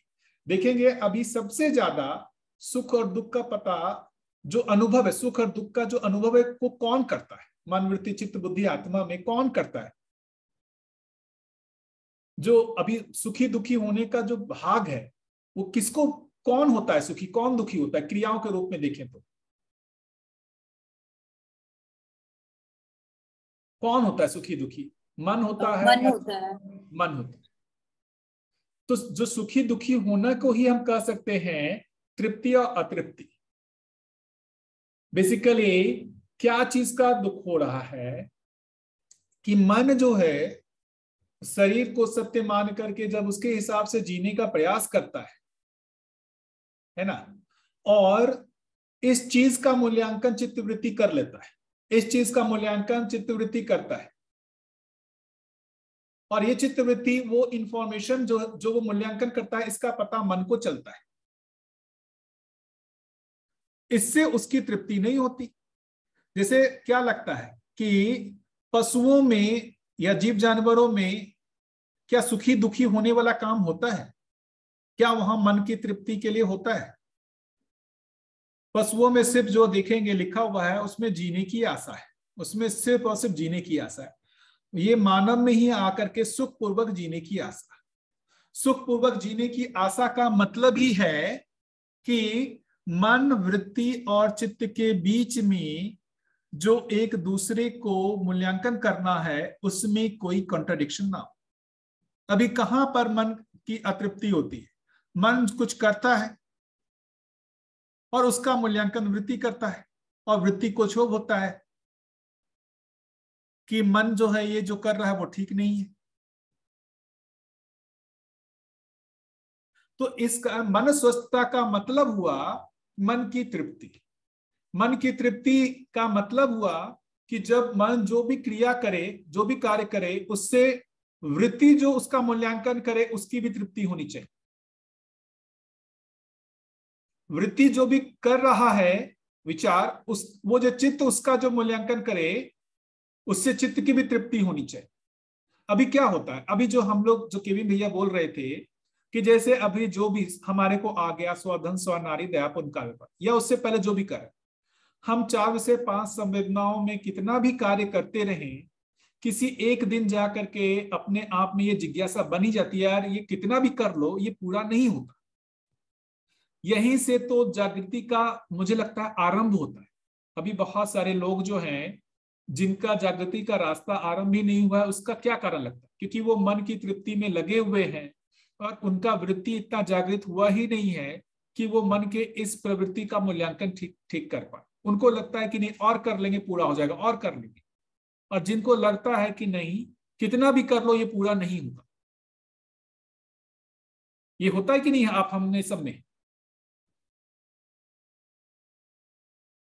कैसा है, ये होता है कि नहीं होता है? मन के मूल्यांकन जो करता है वृत्ति, उसी से ही ना मन को मतलब वो दुख होता है या जीवन को दुख होता है, जिसको भी कहे।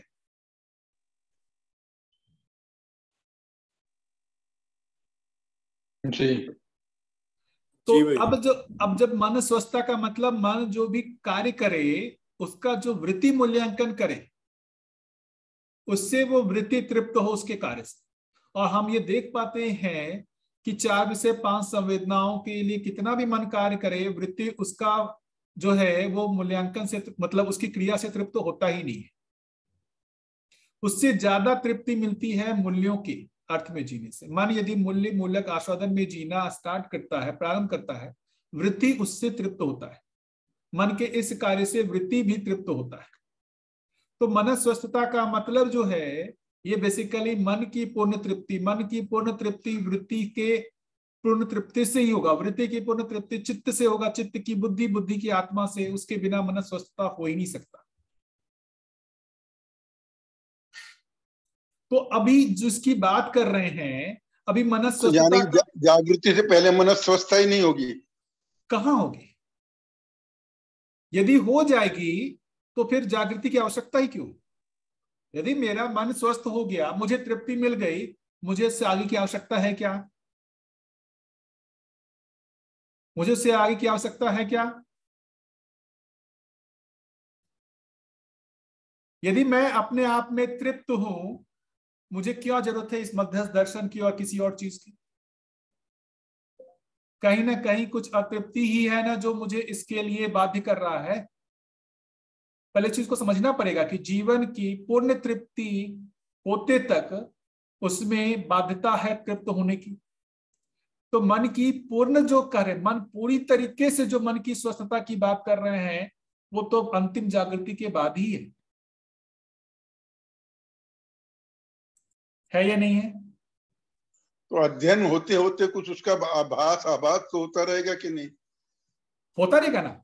अब यही तो कह रहे हैं कि भाई ऐसा थोड़ी है कि मतलब आपको तृप्ति का जो अभी है, अतृप्ति और जो मतलब जो ब्रह्म के समय, जो ब्रह्मानुभूति के समय तृप्ति, उसमें सडन चेंज होगा। उससे पहले तृप्ति आएगी। आपकी जो बात हो रही थी कि जैसे जो हो रही है ना कि क्या कहते हैं, जो गलतियां हैं वो गलतियां सडन नहीं होगी खत्म, उसमें समय लगेगा। जैसे यहां देखिए, लिखिए, ब्रह्मानुभूति संपन्न मानव ही जड़ प्रकृति की आसक्ति से मुक्त है, जिसका जीवन ब्रह्म मुक्त अवस्था में है। जीवन मुक्त इकाई में भूत भविष्य की पीड़ा एवं वर्तमान का विरोध नहीं है।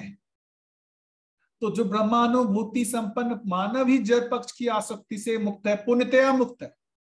अब ऐसा नहीं है कि इसका मतलब जो अभी एक पूरी तरीके से घोर अपराध में लगा हुआ है और एक आदमी जो प्रयास कर रहा है और काफी उन्नत है, उस दोनों की स्थिति एक है। जीवन मुक्त इकाई का मतलब ब्रह्म मुक्ति कैसे हुआ भैया? जीवन मुक्त का मतलब हुआ ब्रह्म मुक्त, जीवन मुक्ति का मतलब हुआ ब्रह्म मुक्ति। यहाँ देखिए लिखा हुआ है। जीवन मुक्त इकाई हो ही नहीं सकती ना, यानी मानव में। इसलिए देखिए, जो कंफ्यूजन हो, इसके ब्रैकेट में देखिए लिखा हुआ है, उसकी परिभाषा, उसका इंगित किया हुआ। जीवन मुक्त का मतलब ब्रह्म मुक्त,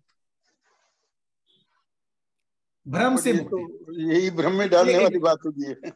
जीवन भ्रम मुक्त, जीवन मुक्त का मतलब भ्रम मुक्त। तो जो ये मनस स्वस्थता की बात कर रहे हैं, यहाँ पे जीवन रेफरेंस अलग रेफरेंस में है ये जीवन। नहीं, जीवन मुक्त का मतलब, जीवन मुक्त का मतलब ये नहीं कि जीवन का अस्तित्व तो खत्म हो गया। जीवन मुक्त का मतलब जो भाषा है, जीवन मुक्ति जो है, ये शब्द जो है कि जो जिस चीज इंगित कर रहा है, इस शब्द को पकड़ने की जरूरत नहीं है, इसके अर्थ को पकड़ने की जरूरत है। इसका अर्थ यह लिखा हुआ यहाँ पर। ठीक है भैया। हम शब्द को पकड़ लेते हैं और शब्द का अर्थ अपने हिसाब से निकालने लगते हैं, यही गलती होती है। उसका अर्थ भी यहाँ बगल में दे दिया गया है, ऐसा कंफ्यूजन ना हो, इसीलिए ब्रह्म मुक्ति लिखा है। देखिए, उनमें लिखने वाले को यह भी पता है कि ऐसा लिखने से किसी को कोई कंफ्यूजन ना हो जाए, इसलिए तो उसने ब्रैकेट में बाबा जी ने ब्रह्म मुक्ति भी लिखा। तो हमारी सोचने के तरीका को उनको पहले से पता है। तो एक वापस आ जाते हैं पहले, मनस स्वस्थता का जो अर्थ है, शास्त्रीयवादी से विज्ञान विधा से भी मनस स्वस्थता का सूत्र रूप विश्लेषित और निर्धारित व्याख्यायित है। तो ये जो विज्ञान विधा जो बोल रहे हैं, है ना, सहस्तित्ववादी विधि से ही, विज्ञान विधा से भी मनस स्वस्थता का स्वरूप। अब ये जो विज्ञान विधा, अभी के विज्ञान विधा की बात नहीं कर रहे, जो यहाँ पर विवेक और विज्ञान की जो बात करते हैं ना बार बार, वो जब यहाँ दर्शन में विवेक और विज्ञान की बात होती है, इसका मतलब होता है, विवेक का मतलब कि ये निश्चयन हो पाना कि क्या करना है, कैसे करना है, क्या करना है, क्यों करना है, और कैसे करने वाले भाग को विज्ञान कहा। तो जो मन की, जो बेसिकली, जो भी मन बेसिकली शरीर के साथ क्रिया करना है, उसका निश्चयन वृत्ति से होना, उसका वृत्ति में जो भी तुलन विश्लेषण होना है, उसका निश्चयन चिंतन से होना। चिंतन में जो भी होना है वो किससे होना? बोध से होना। और बोध में जो होना है वो आत्मा में जो व्यापक का अनुभव है वहां से होना। इसको ज्ञान विधा।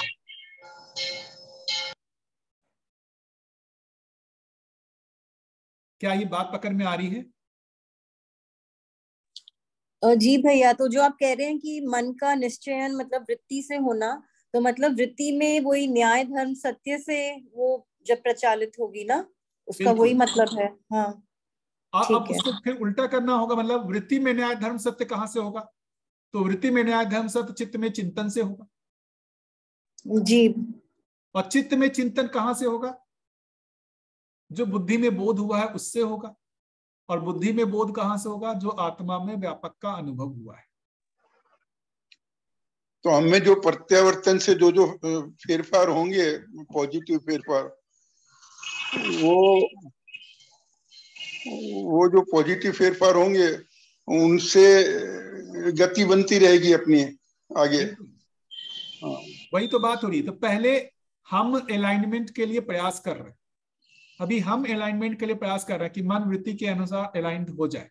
कुछ समय के लिए होता है, कुछ समय के लिए नहीं होता है। वृत्ति चित्त के अकॉर्डिंगली काम करने लगे, कुछ समय के लिए होता है, नहीं होता है।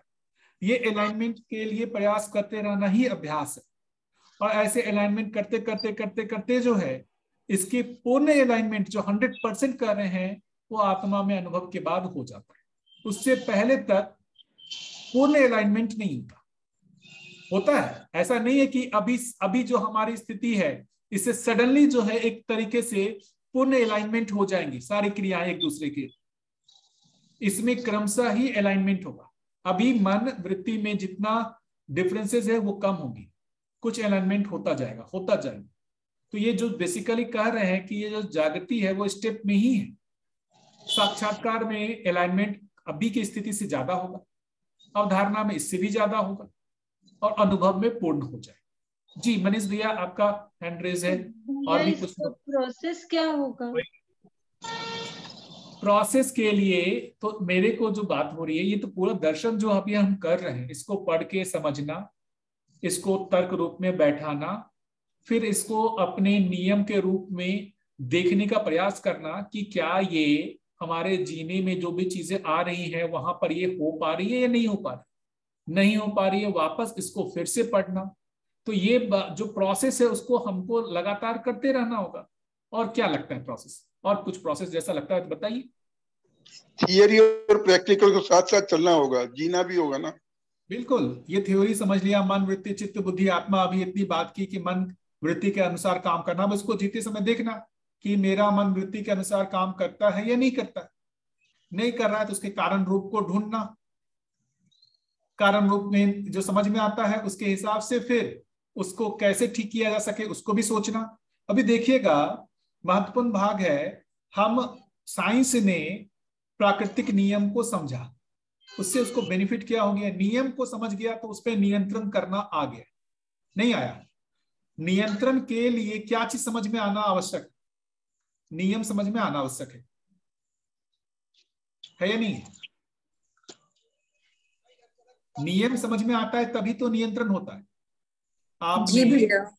आपने ये बिजली पैदा करने का नियम समझ लिया तो उसको नियंत्रित करना सीख लिया।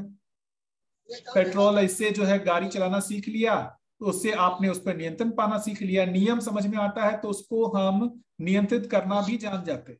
अभी अपने जो भी एक कहे मनोविज्ञान जिसको कह रहे हैं हम, जीवन के जो नियम है, मन वृत्ति चित्त बुद्धि आत्मा के जो क्रियाएं के जो नियम है, वो नियम का अपने को पता ही नहीं है तो उसका नियंत्रण भी कैसे होगा? तो ये सो हम अध्ययन कर रहे हैं वो बेसिकली अपने जीवन के नियम को ही, बौद्धिक नियम को ही समझने का प्रयास कर रहे हैं कि कैसे मन काम करता है, कैसे वृत्ति काम करता है, कैसे चित्त काम करता है, इसके इंटरकनेक्शन क्या है। फिर ये नियम पकड़ में आने लगेंगे तो फिर इस पे नियंत्रण भी हमारा आने लगेगा। जी भैया बताइए। दो लोग भैया हाँ। मैं पूछ सकता हूँ क्वेश्चन? जी बोलिए भैया।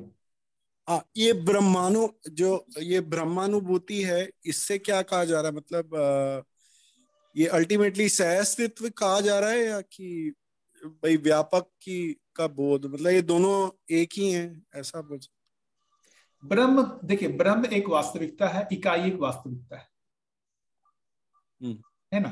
जब इकाई कह रहे हैं तो जिसको हम जो कह रहे हैं ना, इकाई में दो तरीके की जो इकाई कह रहे हैं, एक जड़ इकाई और दूसरी चैतन्य इकाई। तो तीन चीज का अध्ययन होना है। अभी साइंस में सिर्फ जड़ इकाई का अध्ययन हो रहा है, होता है कि नहीं? अभी साइंस जितना भी हम लोग स्टडी कर रहे हैं जड़ इकाई। अब उसके साथ साथ अभी एक चैतन्य इकाई का भी अध्ययन होने लगा। और ये जड़ और चैतन्य के साथ साथ एक तीसरी वास्तविकता है जिसको हम ब्रह्म बोल रहे हैं, व्यापक बोल रहे हैं।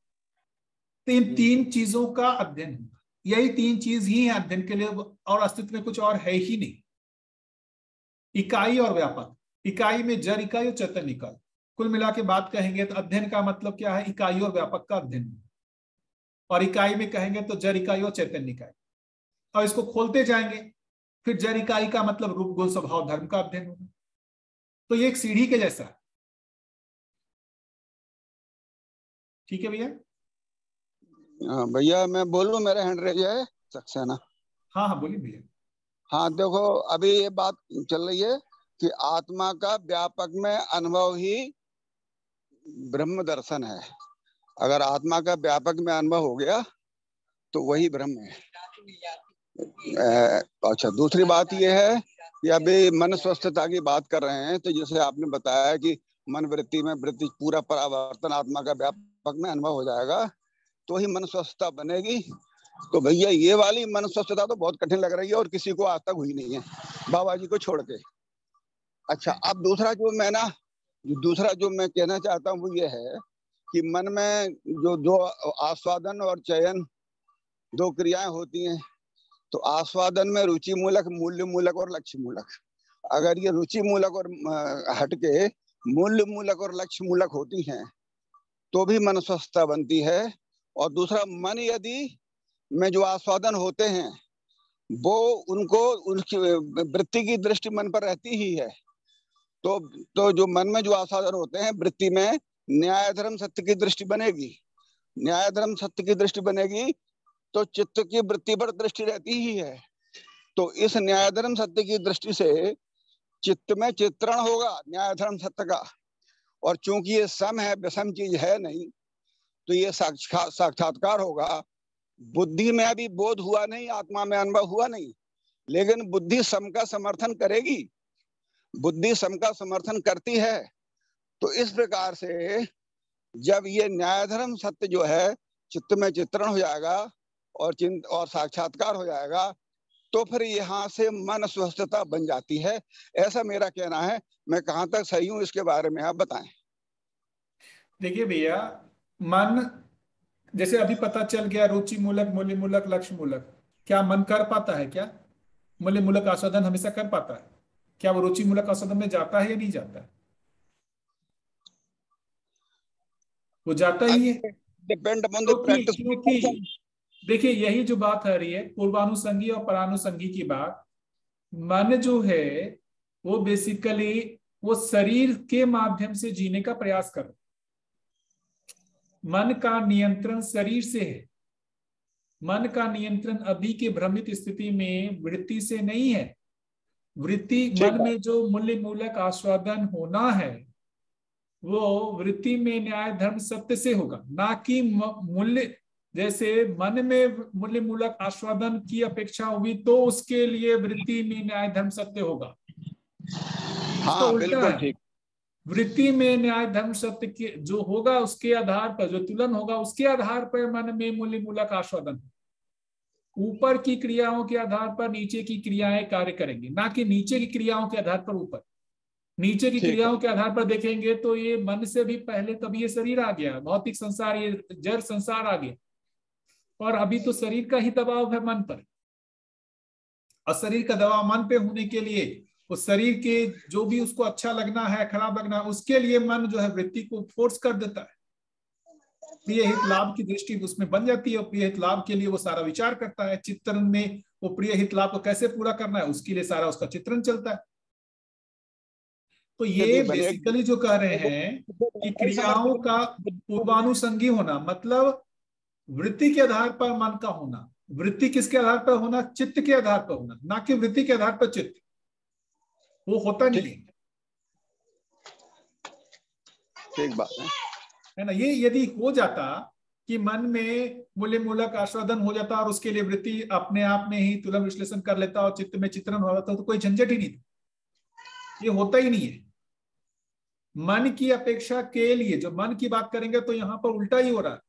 मन की अपेक्षा कहाँ है? शरीर के जो 4 से 5 संवेदना हो उसकी पूरा करने के लिए। तो मन यदि वो चित्त वृत्ति से नियंत्रित नहीं हो रहा है तो वो क्या होगा? शरीर के लिए जो भी अनुकूल प्रतिकूल है उसी के अनुरूप वो वृत्ति और चित्त को प्रयोग कर लेगा। इसी को तो बेहोशी कह रहे हैं। जी भैया, और कोई कुछ? ये एक बार शब्द दोबारा बता दीजिए, पूर्वानुषंगी और परानुषंगी, ये क्या? पूर्व का मतलब ऊपर की क्रियाओं से, परानु का मतलब नीचे से। अच्छा, मतलब ये हुआ कि शरीर के आधार पे मन कार्य करना, मन के उस जो भी आशा है उसके लिए वृत्ति का नियोजित होना, वृत्ति के ऐसे जो भी है विचार उसके लिए चित्त का नियोजित होना। तो अभी होता कैसे है कि शरीर को कुछ अच्छा लगा, जैसे क्या लगता है कि मुझे मीठा खाने का मन हुआ, है ना, तो उसके लिए मन में इसी आशा हुई, ऐसी आशा के समर्थन के लिए वृत्ति में विचार होगा कि कौन सा मिठाई खाएं, कैसे खाएं, और फिर उस जो विचार हुआ उसके लिए चित्रण किए, अब उसको कैसे पाना है, क्या करना है। तो चित्तवृत्ति दोनों ही नियोजित हुए मन की क्रिया के लिए। तो चित्तवृत्ति वहां कार्य कर रहा है, लेकिन वो किसके लिए? मन के जो मूल्य मूलक जो रुचि मूलक आस्वादन हुआ उसकी प्राप्ति के लिए चित्तवृत्ति काम कर। इसको बोल रहे हैं परानुसंगी।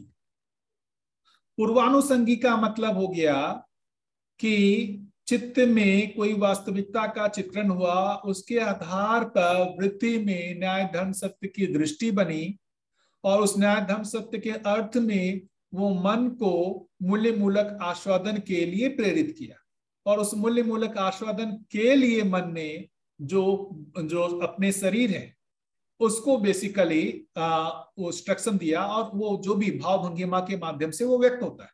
अभी भी हम होते ही है ना, अभी भी हम अपने बच्चों को, जो बच्चों के साथ हमारा जो भी भाव है वो व्यक्त होता है, उसके मूल्य में देखेंगे तो हम कहीं ना कहीं चित्त में हमारे में उसके प्रति एक जो चीज है स्वीकृति की, ये हमारा बच्चा है।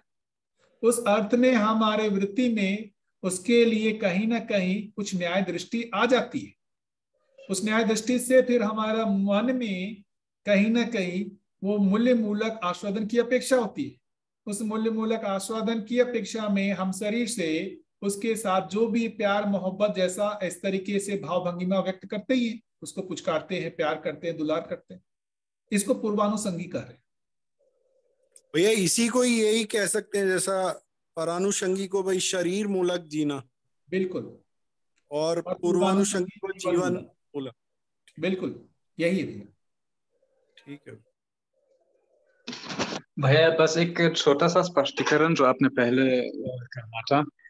आज कल की आधुनिक मनोविज्ञान में भी अक्सर ये कहा जाता है कि अगर हम एक निश्चय लेते हैं कि हम कोई अपराध नहीं करते हैं, या कि हम अल्कोहल नहीं पिएंगे, या जो भी अपराध हम नहीं करेंगे, तब ये हमारे मन में बार बार आता है, और तभी ये प्रतिकूल होता है, और तभी हम उसके बारे में सोचते हैं, और तभी हम इसको और ज्यादा करेंगे। लेकिन यहाँ पे आपने कहा कि ये दृढ़ निश्चय लेना पड़ेगा, ये नागराज ने भी कहा है क्या? बिल्कुल, देखिए मतलब ये सब चीजें हम लोग के साथ भी एक है ना, हम किसी नकारात्मक भाग को छोड़ने का प्रयास करते हैं, और कोई सही चीज यदि क्रियाशील नहीं हुई, प्रभावित नहीं हुई जीवन में, तो हम जितना उसको छोड़ने का प्रयास करेंगे। देखिए क्रियाओं को रोका नहीं जा सकता, मन की क्रियाओं को रोका नहीं जा सकता, उसको ट्रांसफर किया जा सकता है एक क्रिया से दूसरी क्रिया, मतलब रुचि मूलक से मूल्य मूलक में उसको ट्रांसफर किया जा सकता है। अब आप यदि मूल्य मूलक में स्थापित नहीं हुए हैं और उसमें बिना स्थापित हुए चाहें कि रुचि मूलक को रोक दिया जाए, वो होता नहीं। तो ये जो चीज कह रहे हैं ना कि आप जो कह रहे हैं कि हम गलतियों से छूट जाए और सही नहीं करें, ये कठिन है। गलतियों से छूटने का एक ही उपाय है कि सही हम करें। सही की ओर प्रवृत्ति बनेगी तो गलतियां अपने आप धीरे धीरे कम होती, वरना हम सही को नहीं पकड़े, मतलब जीवन क्रिया में आप बात करें ना, मूल्य मूलक में हम नहीं जिएंगे और रुचि मूलक हमारा हमसे छूट जाए, तो मन की क्रियाओं को बेसिकली वो रोकने वाली बात है। मतलब वो ना तो जो है वो कह रहे हैं कि ना रुचि मूलक होगा ना मूल्य मूलक होगा, वो बेसिकली समाधि का रास्ता है जहां पर हम उसको क्रियाओं को ही रोक दे रहे हैं। अब वो भी इतनी आसानी से नहीं होता। तो जो एक आसान रास्ता बोल रहे हैं कि क्रियाओं को रोका नहीं जा सकता, इन क्रियाओं को छूटने का जो एक उपाय है कि उसको सही, उसको वस्तु दे दे, सही रूप में। वस्तु देने का मतलब अपने पास ज्यादा से ज्यादा हम इस दर्शन को पढ़े, ऐसे वातावरण में रहें जहां पर इसी तरीके की बातचीत हो रही हो, व्यवहार हो रहा हो, है ना, तो हमारे ऊपर जो निगेटिविटी है उसका प्रभाव उतना कम रहेगा। लेकिन जो हमारा पूर्व जो भी एक प्रारब्ध है, जो संस्कार बना हुआ है, वो तो दबाव डालेगा ही, उसकी पीड़ा होगी ही, उसकी पीड़ा मैं भी झेलता हूँ। छटपटाहट होती है, किसी एक समय कुछ इस तरह की गलतियां हो जाती है जीने में, जिससे मतलब छटपटाहट होती है कि हमसे ऐसी गलती क्यों हो गई। तो ये अभी उसको स्वीकार करना पड़ता है कि वातावरण का दबाव है, हमारे पूर्व संस्कार है, ये सब इतनी प्रतिकूलताएं हैं, ना मानवीय परंपरा है, तो इसमें हमारे को दिक्कत तो होगी। तो इसके लिए हम उससे मुक्त होने की कामना के साथ साथ हमारे को पॉजिटिव अर्थ में भी प्रयास करना पड़ेगा। पॉजिटिव अर्थ में मतलब कि हम जो इस ओर मतलब ये पठन पे ज्यादा ध्यान दें, इसके अनुरूप सोच विचार, ऐसे लोगों के साथ व्यवहार ज्यादा करें, इस अनुरूप जीने में ज्यादा कार्य करें। ठीक है, यही एकमात्र उपाय लगता है। ठीक है भैया? जी भैया, समझ गया, धन्यवाद। और कल करेंगे बात इस पे, और आगे महत्वपूर्ण बात है केविन भैया, ये जो अभी समय हो गया है तो समय का भी थोड़ा ध्यान रखते हैं, और कल इस पे इसी चर्चा से शुरुआत करेंगे केविन भैया, आपके इसी प्रश्न से। ठीक है भैया एक सबमिशन है। हाँ, आपने बहुत सारा समय बाबा जी के साथ गुजारा है, तो वो कुछ संस्मरण अगर आप सैटरडे और संडे सुनाया करेंगे तो हमें भी उससे मतलब कुछ सहायता हो सकती है, क्योंकि हमने आज तक मतलब जागरूक मानव के संपर्क में हम तो आए नहीं है। आपको सौभाग्य मिला है तो उसका थोड़ा बंटन हो जाएगी। कल इसी बात से कैसे कनेक्ट करके मैं कल रखूं स्टार्ट, जो अभी केविन भैया ने बात पूछी है, इसी बात से मतलब स्टार्ट करके हम लोग चर्चा को स्टार्ट करेंगे कि बाबा जी के साथ जीने में क्या क्या चीजें मेरे में परिवर्तन हुआ, क्या अच्छी स्मृतियां हैं, यहीं से स्टार्ट करेंगे। ठीक है भैया? ठीक है भैया, धन्यवाद। बहुत बढ़िया भैया, बढ़िया, धन्यवाद। सभी लोगों को। कल मिलते हैं। धन्यवाद धन्यवाद भैया। जी भैया, जी नमस्कार भैया सभी को। धन्यवाद जी, धन्यवाद। नमस्ते नमस्ते।